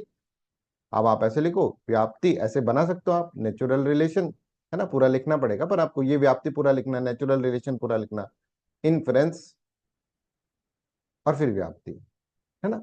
अब एक बच्चा है, उसने व्याप्ति leads to ऐसे लिख रखा है, leads to natural relation dependent upon, ऐसे नहीं लिखे, इतना ऐसे बना दो, वही अंडरस्टूड है, वो तो आपने ऊपर लिख ही दिया है, उसको वापस ऐसे नहीं कि एरो के ऊपर कुछ लिख रहे हो, ऐसे एरो के ऊपर लिखने की जरूरत नहीं है ना। एक स्टूडेंट ने लिखा है, आई एम नॉट नेमिंग, है ना, कहीं नेम लूं तो फिर आप लोगों को लगे सर हमारा नाम ले लिया, ऐसा कुछ भी नहीं है, देखो हम तो सब सीखने के लिए बैठे हैं। अब ये देखो आप लोगों ने क्या लिखा है इसमें, पहले फैलेसी ऑफ सर्कल की डेफिनेशन लिख दी, हु आस्क्ड यू, जबरदस्ती क्यों लिख रहे हो, जब जबरदस्ती का रिसोर्स का यूटिलाइजेशन क्यों कर रहे हो, तुम्हारे पास पैसा है तो उड़ा दोगे, कंटेंट है तो सारा लिख दोगे इसके अंदर, जो पूछा है वो लिखना है। तो तुम्हारा यहाँ ये भी चेक हो रहा है कि आपने ऑप्टिमम यूटिलाइजेशन ऑफ रिसोर्सेज कैसे कर रहे हो। मान लो तुम्हारे पास 1,000 करोड़ का बजट है, तुमको स्कूल बनाना है और भी बहुत सारे, तुमने स्कूल में लगा दिया सारा बजट, सारा स्पेस एंड टाइम इसमें ही लगा दिया, व्याप्ति इज नॉट नेचुरल रिलेशन, तो दैट इज नॉट राइट ना। अब देखो अपनी क्या क्या गलती, खुद ही देखो और खुद ही सोचो, 2 मिनट का गैप दे रहा हूं, खुद ही सोचो कि हमने क्या नहीं लिखा, क्या लिखना चाहिए था। ऐसे तो गलती खुद एनालाइज करोगे तभी जाके काम बनेगा।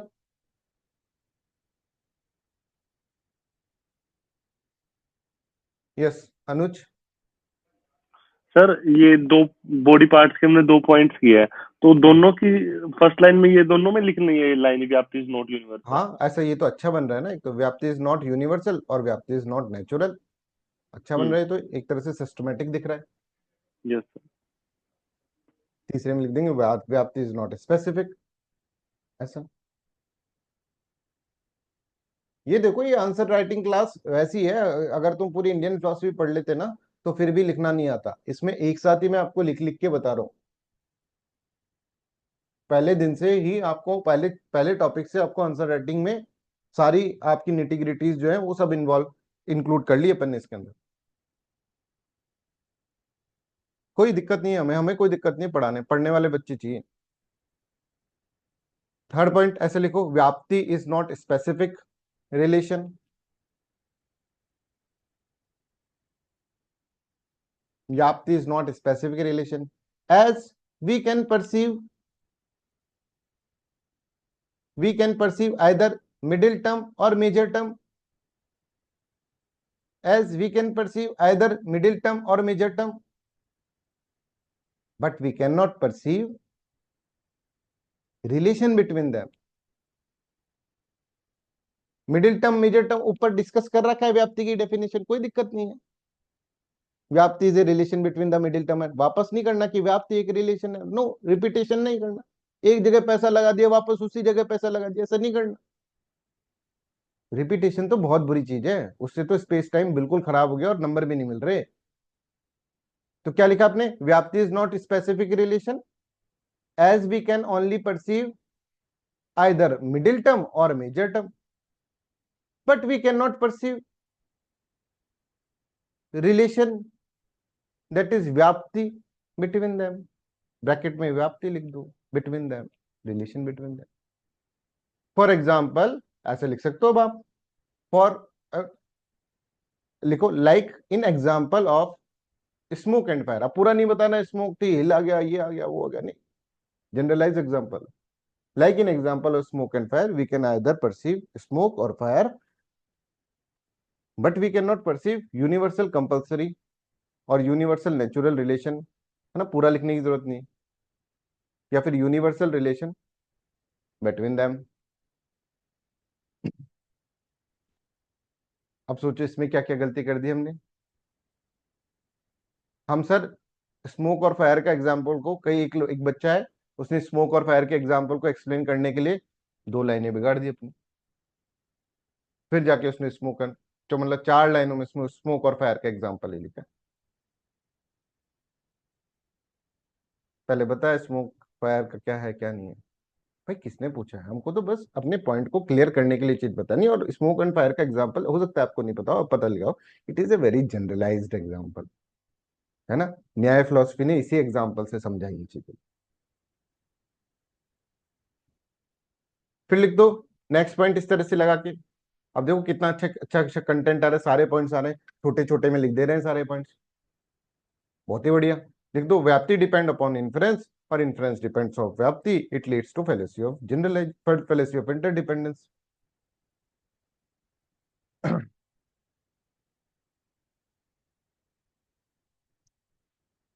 जब भी ये क्वेश्चन आएगा ना 250 वर्ड्स में आएगा, नहीं आए तो एक दो पॉइंट हटा दो, अब इनफाइनाइट रिग्रेस रहने दो, या इट आल्सो लीड्स, व्याप्ति का रिलेशन जो है वो इनफाइनाइट रिग्रेस की तरफ भी जाता है, ऐसा लिख दो और छोटा कर दो इन सबको।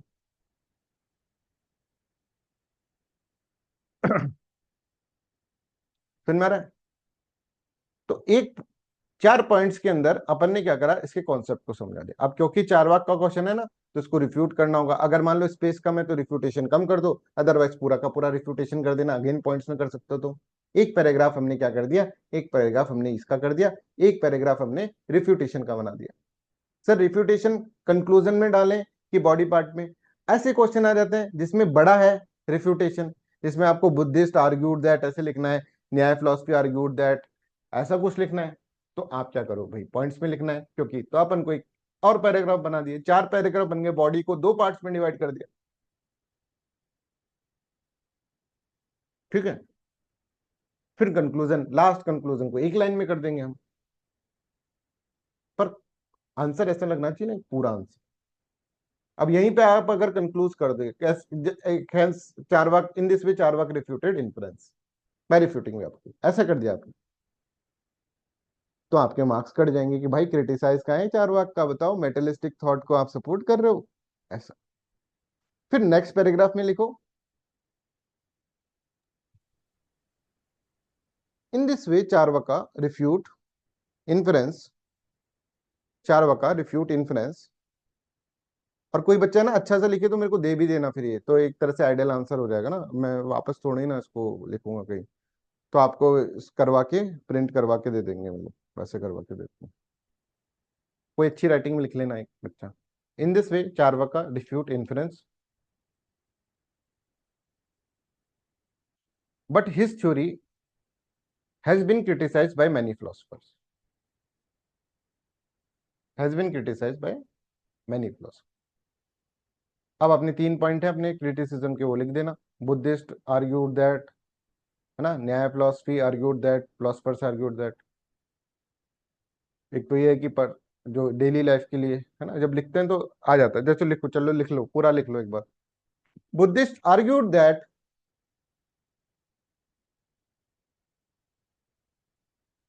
4 वाका refutation of inference, 4 वाका refutation of inference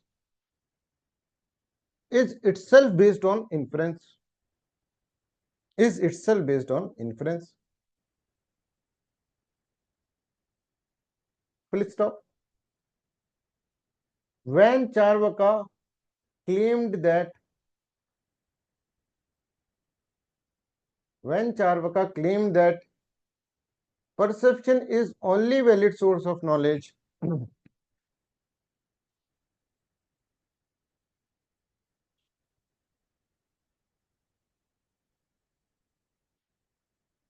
he is using inference only।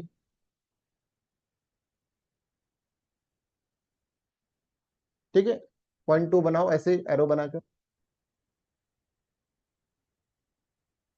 According to न्यायिकास और न्याय philosophers,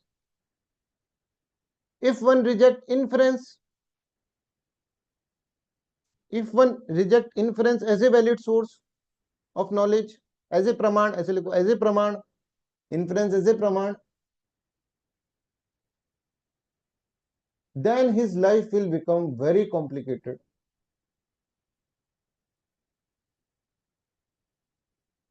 comma,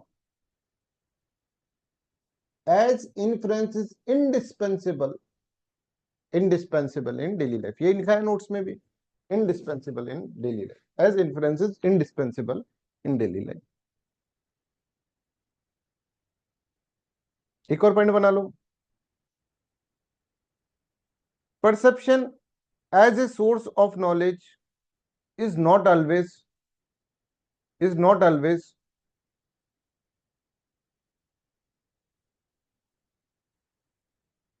क्या लिखे? Correct. Reliable is not always reliable. Sometimes our senses deceive us. Like sometimes our senses deceive us. Like in case of mirage. बस अब मिराज को explain मत करना. वहां डेजर्ट में दूर पानी, मिराज सब जानते हैं.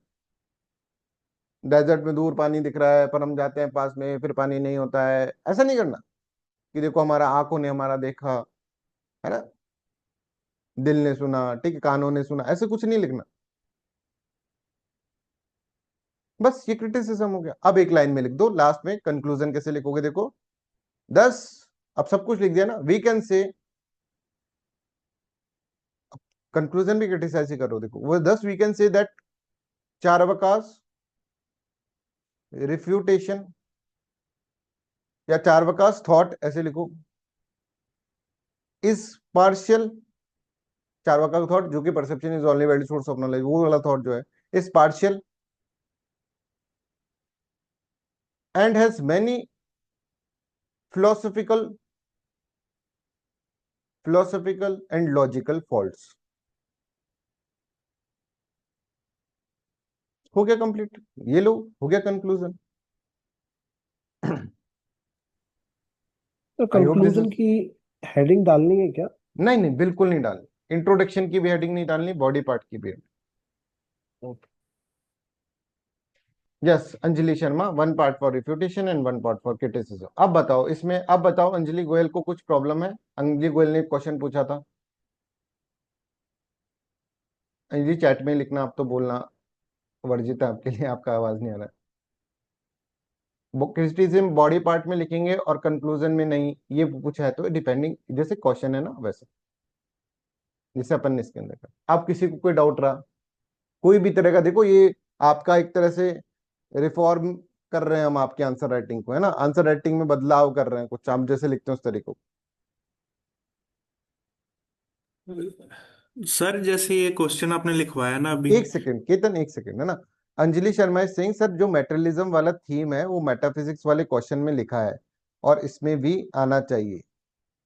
मेटेरियलिज्म जो है ना, that is metaphysics only. Charvaka की मेटाफिजिक्स क्या है? मेटेरियलिज्म.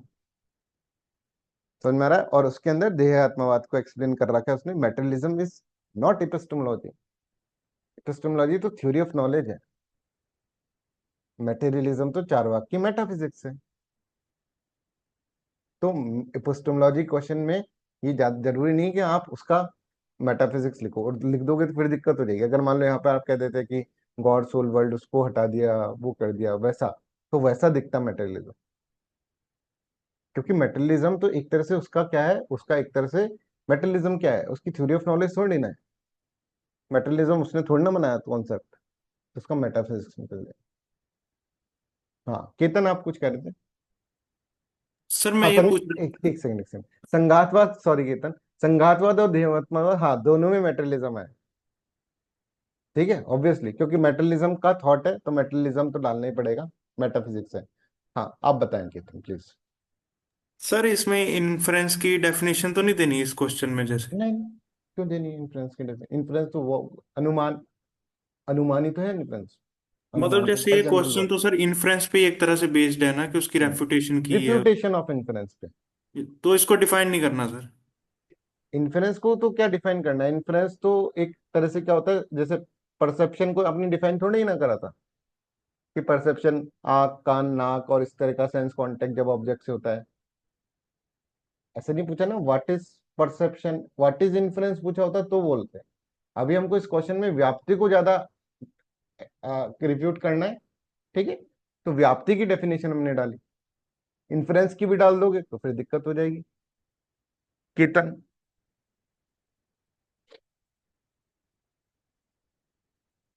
ठीक है बच्चों, अब सबको समझ में आया? एक क्वेश्चन मैंने आपको पूरा करके दिखा दिया. समझ में आ रहा है? Anybody is any kind of any doubt, please let me no. किसी को कोई भी तरह से कैसे भी डाउट है तो प्लीज बताएं. Sir yes Shruti. बट इतने डायमेंशंस में इनिशियली सोचना इज थोड़ा सा डिफिकल्ट. क्या श्रुति? सर मैंने कहा कि अभी इतने डायमेंशन में सोचना थोड़ा टिपिकल है, हाँ, लाइक ऑब्वियसली पहले आप। टिपिकल है, ऑब्वियसली टिपिकल है। कोई बात नहीं, गलतियां करो। ओके। तो वही तो। पर सोच ना, पता तो चल गया ना किस डायमेंशन में सोचना है पहले दिन से ही। Yes sir. That is important. Okay sir.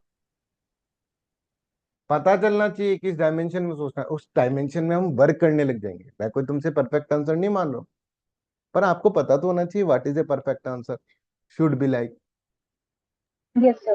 हम उस थॉट की तरफ धीरे धीरे मूव करेंगे। ऑब्वियसली मुझे पता है बच्चे पहले दिन में क्या सीखते हैं, दूसरे दिन में क्या सीखते हैं, तीसरे दिन में क्या सीखते हैं। मेरा काम ही यही है, ठीक है ना। तो मुझे, आप ऐसे मत समझना कि सर हम एकदम से तो प्रो नहीं हो जाएंगे ना। ऑब्वियसली नहीं हो जाओगे, सही बात है बिल्कुल। और सब अलग अलग तरीके से होंगे, है ना। हाँ, श्रुति मैं समझ गया आपका। Okay sir. ओके। हाँ हाँ हाँ, ठीक।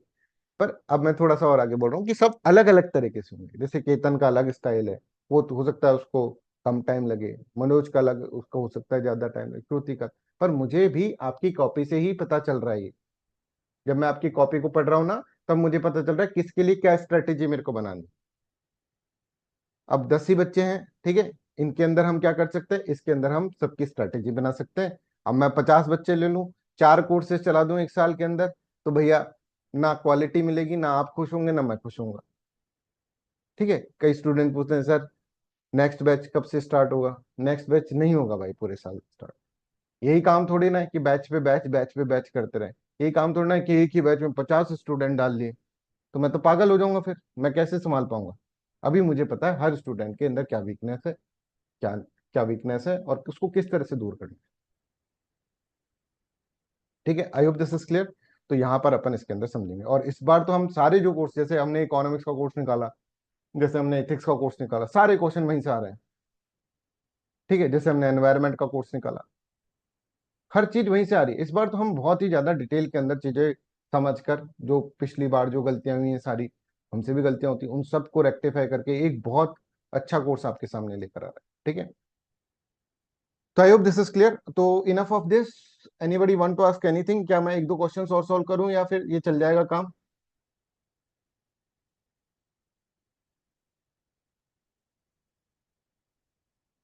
ठीक है, तो just take a break of 5 minutes. 5 minutes का ब्रेक लो, अपने दिमाग में इस नॉलेज को एक बार सिंथेसाइज होने दो, फिर हम जैनिज्म का आगे का कॉन्सेप्ट पढ़ते हैं। ठीक है, just take a break of 5 minutes. 5 minutes के ब्रेक के बाद हम वापस आपसे मिलते हैं। ठीक है।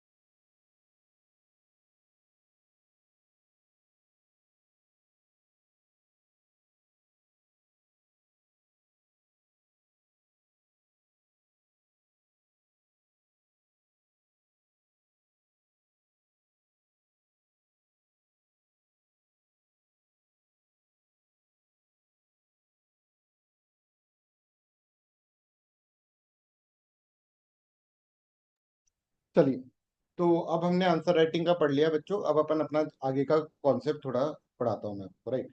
Monika want to say something, Monika please.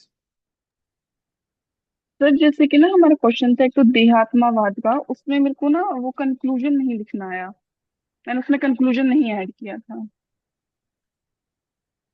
चलो फिर वो एक एक चीज और डिस्कस कर लेते हैं, देहात्मवाद वाला क्वेश्चन और डिस्कस कर लेते हैं, है ना। ऐसे जब बोलता हूँ ना तभी आता है मेरे को भी याद, राइट, क्या क्या लिखना है।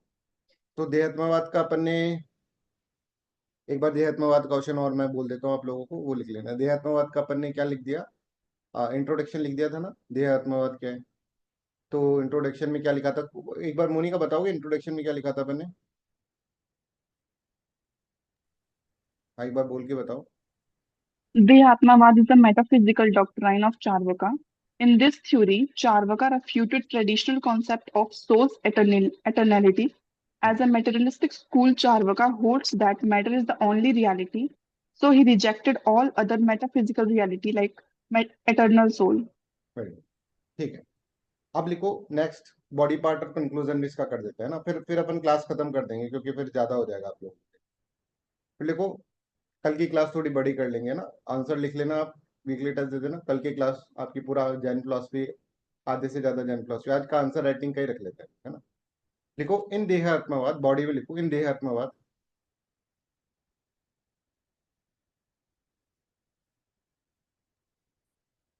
Charvaka claimed that in देहात्मवाद Charvaka claimed that soul is nothing but body। अभी तक अपनी डेफिनेशन नहीं लिखी ना, बस वही देख रहा था मैं क्या लिखा मैंने today. Soul is nothing but body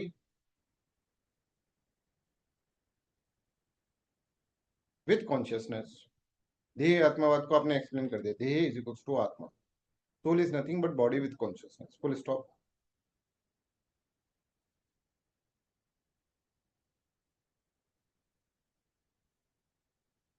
when four elements, four को ऐसे लिखना है FOUR, है ना। अंजलि ने ऐसे लिख रखा है। When four elements earth fire air water, earth fire air water combines in a definite proportion,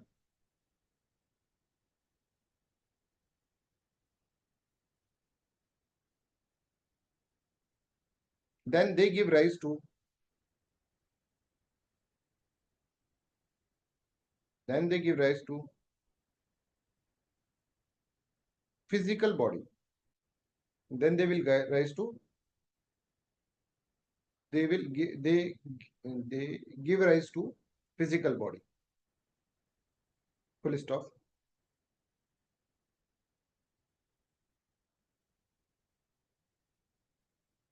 Consciousness is nothing but a product of, but a product of byproduct, but a byproduct of, consciousness is nothing but a byproduct of this material combination, this material combination।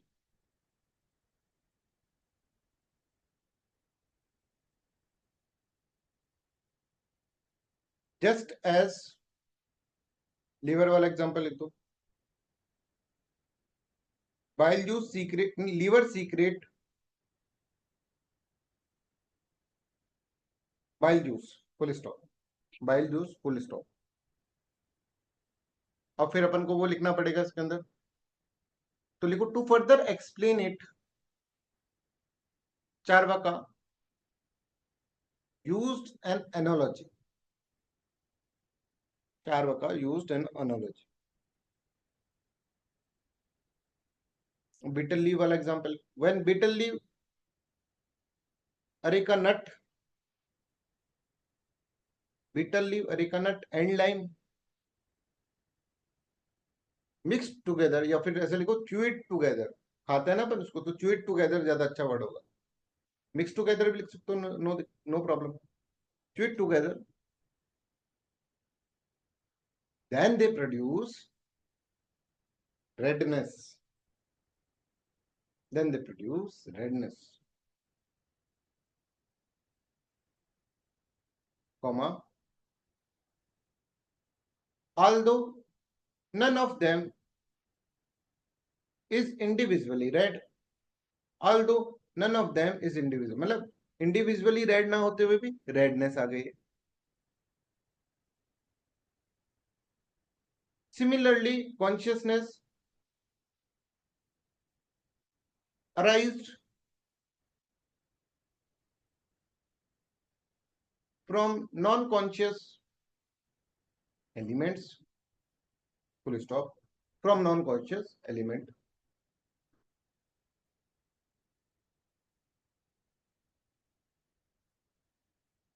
देहात्मवाद का concept समझ में आ गया, ठीक है, उसको अपन ने समझा दिया. फिर लिखो वैसे ही 30 पैराग्राफ चेंज करके. However Charvaka dehatmavada concept is criticized by many philosophers.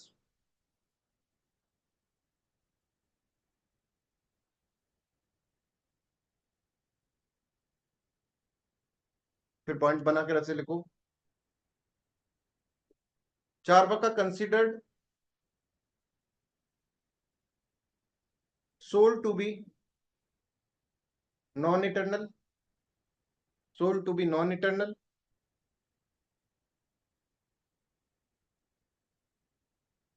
and therefore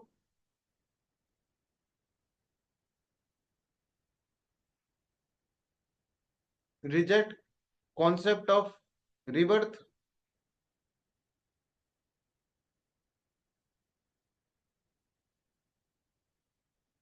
and hence refuted karma theory. तो यहां से अनएथिकल बन गई है ना, पर लिखना नहीं, कंक्लूजन में लिखना है अनएथिकल वाली चीज. आई hope this is clear. And hence rejected Karma theory, second point लिखो. देहात्मवाद is unscientific theory and scientific theory as it claim that claimed नहीं आएगा, claim आएगा, क्योंकि अपन थ्योरी के बारे में बता रहे हैं, थ्योरी तो अभी भी है. claim that consciousness arise from unconscious matter, unscientific.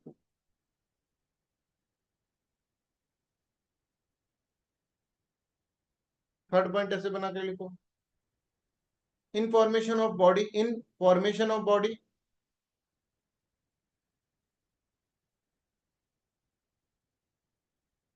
Charvaka ignored role of efficient cause,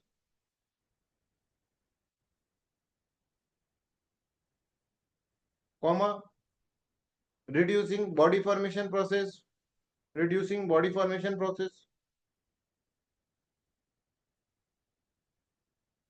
to be purely mechanical process, to be purely mechanical process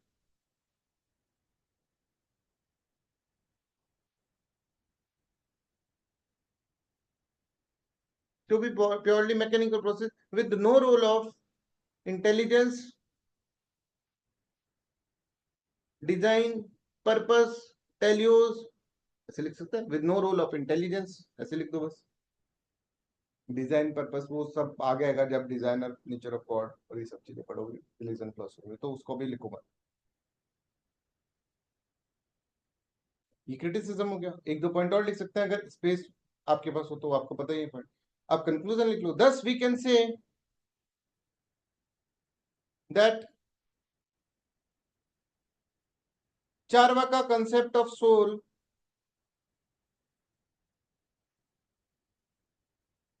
is partial, unscientific,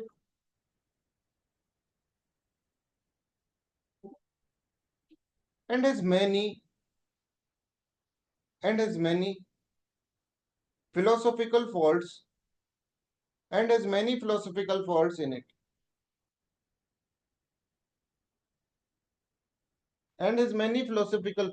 in it.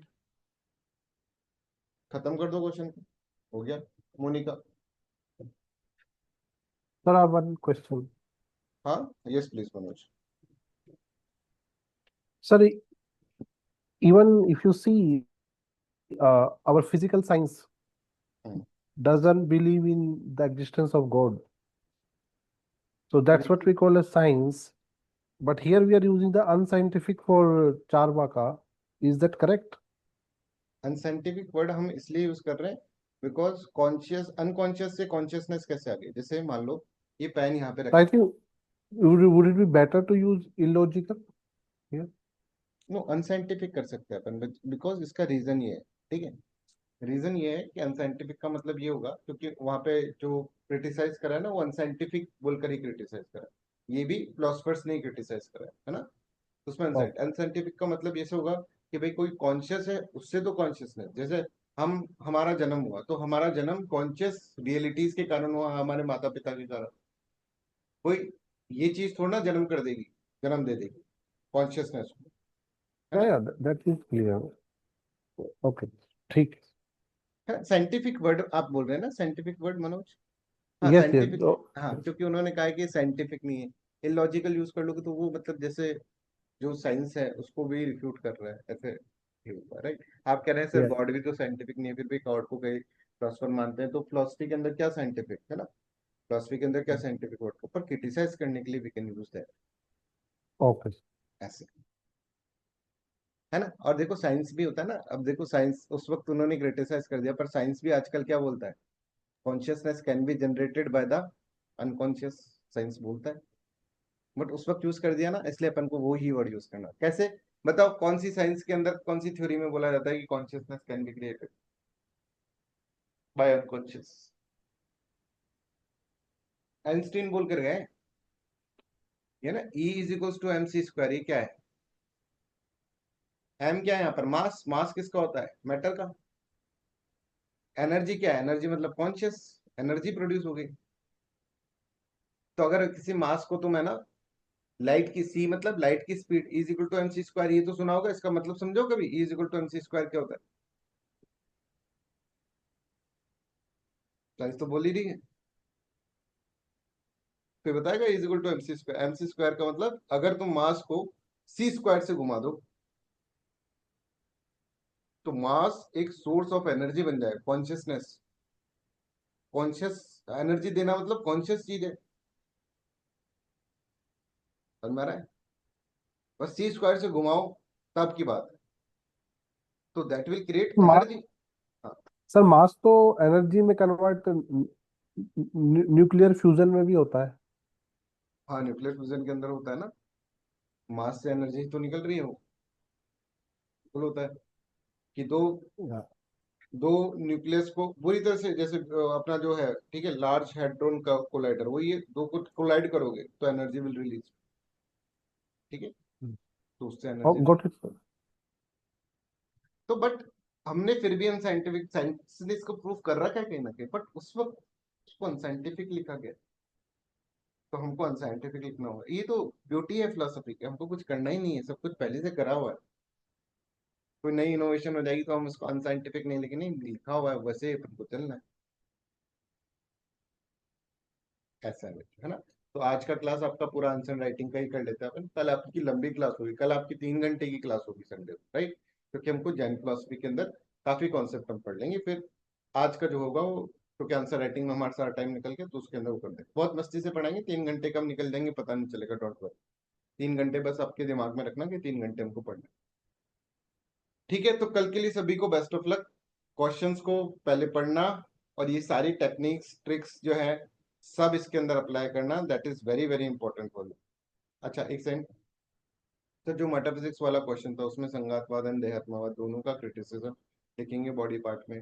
हाँ पहले पर है ना, जैसे मान लो कि अपना देहात्मवाद का क्वेश्चन आ गया तो पहले की सोल के बारे में जो है वो चीज लिख देंगे, जैसे कि अपन ने लिखा कि भाई उसके अंदर क्या करना है कि सोल जो है वो एक तरह से क्रिटिसाइज करा, जब अपन ने कहा कि सोल जो है वो कैसे कॉन्शियसनेस के अंदर कैसे आ गया, रीबर्थ का कॉन्सेप्ट जो है वो रिफ्यूट कर दिया, वो सोल वाला पर्टिकुलर हो जाएगा। फिर आपने जैसे एफिशिएंट कॉज का एक संगातवाद वाला क्रिटिसिज्म लिख दिया, और भी लिख सकते हो कि स्पेस बॉडी की फॉर्मेशन के प्रोसेस के अंदर स्पेस और टाइम की भी रिक्वायर्ड होगी, बट उसने स्पेस और टाइम को नहीं कंसिडर करा, वैसे अपन इसको। अंजलि बोली सर इथिक्स के क्वेश्चन को भी एक्सप्लेन कर दीजिए, नहीं अब ऐसे गलत आदत में डाल, सारे क्वेश्चन को मैं एक्सप्लेन कर दूंगा तो अब तुम अपनी खूबियां फिर कॉपी पेस्ट होने लग जाएगा। मेरे हिसाब से यही आपको अभी रखना चाहिए। फिर आप डिस्कस तो करेंगे, हम लास्ट के अंदर तो हम बता ही देंगे सब कुछ, बट अभी उसको भी डिस्कस करने लग गए थे इसके क्वेश्चन, फिर बचा क्या, फिर तो सब कुछ आपके क्या है, आप रटने लग जाओगे। देर बाद पे क्वेश्चन है तो ऐसे रट लिया, रटा हुआ नहीं चाहता, इसीलिए मैं ना कभी भी मॉडल आंसर नहीं देता, बच्चे रटने लग जाएंगे उसको, और एक बार रटोगे उधर रटा हुआ सब भूलोगे, पक्का भूलोगे उधर रटा हुआ सब। ठीक है, तो एथिक्स का क्वेश्चन एक्चुअली मैंने टेस्ट में भी डाल दिया है, तो मैं बता दूंगा ये, तो फिर वैसे वैसे लिख दोगे, मैं चेक क्या करूँ, एक बार लिख लो उसको टेस्ट वाले को, फिर मैं आपको बता दूँ। Right, I hope this is Sir, clear. sir, sir, how about the writing? The writing are okay? Mm. हाँ, राइटिंग आपकी तो अच्छी है, कोई दिक्कत, कोई भी ऐसा बच्चा नहीं है जिसकी राइटिंग थोड़ी खराब हो या रीडेबल नहीं है, सबकी राइटिंग अच्छी है। कोई भी ऐसा बच्चा नहीं दिखा, जैसे एक जीएस के अंदर एक बच्चा है जहाँ मैं पढ़ा रहा हूँ भी, ठीक है, तो एथिक्स पढ़ा हूँ, तो उसकी राइटिंग बहुत ज्यादा इटैलिक्स में लिख रहा है वो, तो मैंने कहा है उसको थोड़ा सुधार ले भाई। राइट, इटैलिक्स में लिख रहा है तो वो बिल्कुल बहुत प्रेशर करके अपन को दिख रहा है। आपकी राइटिंग ठीक है मनोज, सबकी राइटिंग ठीक है यहाँ पर क्लास में तो। Okay. और कोई क्वेश्चन और कोई डाउट आंसर राइटिंग से related? तो हमने फिफ्थ क्लास होल लिया और सोल लिया आंसर राइटिंग पे ही पूरा कुछ पढ़ाना था मेरे को, पर अपन ठीक है, एक बार में एक ही कॉन्सेप्ट चीजें समझ में आती है, बड़ी चीज है आंसर राइटिंग, तो आंसर राइटिंग को जाओ, इसको देखो, एक बार और वीडियो देख लो और पूरा रिवाइज करो, पूरा पूरा बार बार में 3 4 बार 5 बार की 7 बजे तक हमें, और कुछ मतलब हमको रिवीजन करना है। कल तो तुम्हारी छुट्टी भी है, ठीक है, कहीं आपको इंस्टीट्यूट नहीं जाना, आपको कोई जॉब करते होंगे, जॉब नहीं करना, बार बार पढ़ लो 4 बार कॉन्सेप्ट को, बार बार बार बार बार बार पढ़ लो। हाँ, कल 6 बजे क्लास है, कल क्लास है 6 बजे, कभी भी नहीं होती, कल तो वो एक्चुअली लाइट ही नहीं थी मेरे यहाँ पे, ठीक है, तो मैं कहीं और पे गया तो वहां पर भी लाइट नहीं थी क्लास लेने, तो दैट्स वाई वो करना पड़ा। राइट, कट लगा हुआ था लाइट का, तो अब यहाँ पर घर पे इन्वर्टर है, अभी मैं चंडीगढ़ में हूँ, तो वहां पर फिर पॉसिबल नहीं होता है चीज को। राइट, तो I hope this is clear. Sir ये वीडियो अपलोड कर देंगे आप अभी हाँ बिल्कुल, अभी कर देंगे, बस मेरे को इसका प्रोसेस होने में 10 से 15 मिनट लगता है, तो आधे घंटे के अंदर वीडियो अपलोड हो जाएगा। ठीक है। ठीक है, चलो, तो फिर that's all for today's class, thank you so much. और भी कोई डाउट हो तो आप पर्सनली फोन करके पूछ सकते हो, मैसेज कर दो, फोन कर दो, कुछ भी करो, मेल कर दो, फोन करने में दिक्कत हो रही, कुछ भी करो पर करो। राइट, तो that's all for today's class, thank you so much. Sir timing बता दो एक बार टेस्ट की। बता दें, टाइमिंग कितन टेस्ट की होगी 7 बजे, है ना, ग्रुप में भी डाला है, 7 बजे से लेकर आप 8:30 बजे तक का टाइम रखो, 4 क्वेश्चन सॉल्व करने, 7 से लेकर 8:30 बजे। ठीक है ठीक है, सर, ओके। करना जरूर, पर ऐसा नहीं और इन गलतियों को रिपीट ना करो, ऐसा नहीं रिपीट हो जाएगी तो भाई कोई, हाँ वो हो गया भाई, पाप हो गया हमसे, नहीं होगी, मेरे को भी पता है होगी, 4 5 बार में चीजों को समझ में आएगा, 4 5 बार ऐसी आंसर राइटिंग क्लास होगी ना, जैसे अब डिस्कशन की भी क्लास होगी, ये पेपर होगा तो उसके डिस्कशन के अंदर क्लास होगी। ठीक है, तो कल संडे, कल ज्यादा पढ़ना है। राइट, आंसर राइटिंग करके एक अलग से कॉन्फिडेंस भी आएगा तुम लोगों के अंदर। ठीक है, और बिलीव मी आपको, अब देखो अब कितना इजी हो गया, आप सोच कर देखो, अब क्वेश्चन तो यही है ना, इन्फ्लुएंस पे क्वेश्चन है, लगे लगातार लिखने, इतनी जल्दी पेपर खत्म हो जाएगा ना, फिलोसफी के पेपर के अंदर 15 मिनट तो मैं आराम से बैठता था फिर, इतना जल्दी, जबकि ऑप्शनल का पेपर खत्म नहीं होता कई सब्जेक्ट के अंदर, आराम से लिखना है, और उसमें ऑप्शन भी आते हैं, कोई एक दो ऑप्शन आते हैं पर तुम छोड़ नहीं पाओगे, मतलब कि सर मेरे को तो सारा आ रहा है, और मैं क्या छोड़ूं क्या नहीं छोड़ूं। ठीक है, तो फिर उसके अंदर वैसा भी रहता है, जो सबसे बेस्ट होगा वो आपको करना, और खैर ये सब बात की बातें मैं बता दूं। सर पॉसिबल है 5 और 5:30 PM क्लास कल के लिए, अंजलि कल के लिए बोल रहे हैं या फिर जनरल, कल के लिए, कल के लिए बोल रहे हैं ना, तो कल के लिए आई विल लेट यू नो, है ना, मेरा भी थोड़ा सा पर्सनल वो मेरे को कैलेंडर बिगाड़ना, मेरा भी बड़ा टाइट शेड्यूल रहता है ना, तो फिर वो देखना पड़ेगा एक बार, है ना। 5, चलो कल तो ले लेंगे, कल तो संडे, कल तो ऐसा कुछ नहीं, 5 से 5:30, 5:30 पे ले लेते हैं फिर, है ना। चलो कल से 5:30 क्लास, कल 5:30 क्लास, कल से नहीं है, कल 5:30 क्लास है आपकी। ठीक है, कल 5 बजे, 5 साढ़े 5 बजे क्लास है, 6 बजे 9 के 5:30 बजे, तो अपनी 8 साढ़े 8:15 बजे तक अपन खत्म कर देंगे। ठीक है, चलो, I hope this is clear, bye bye.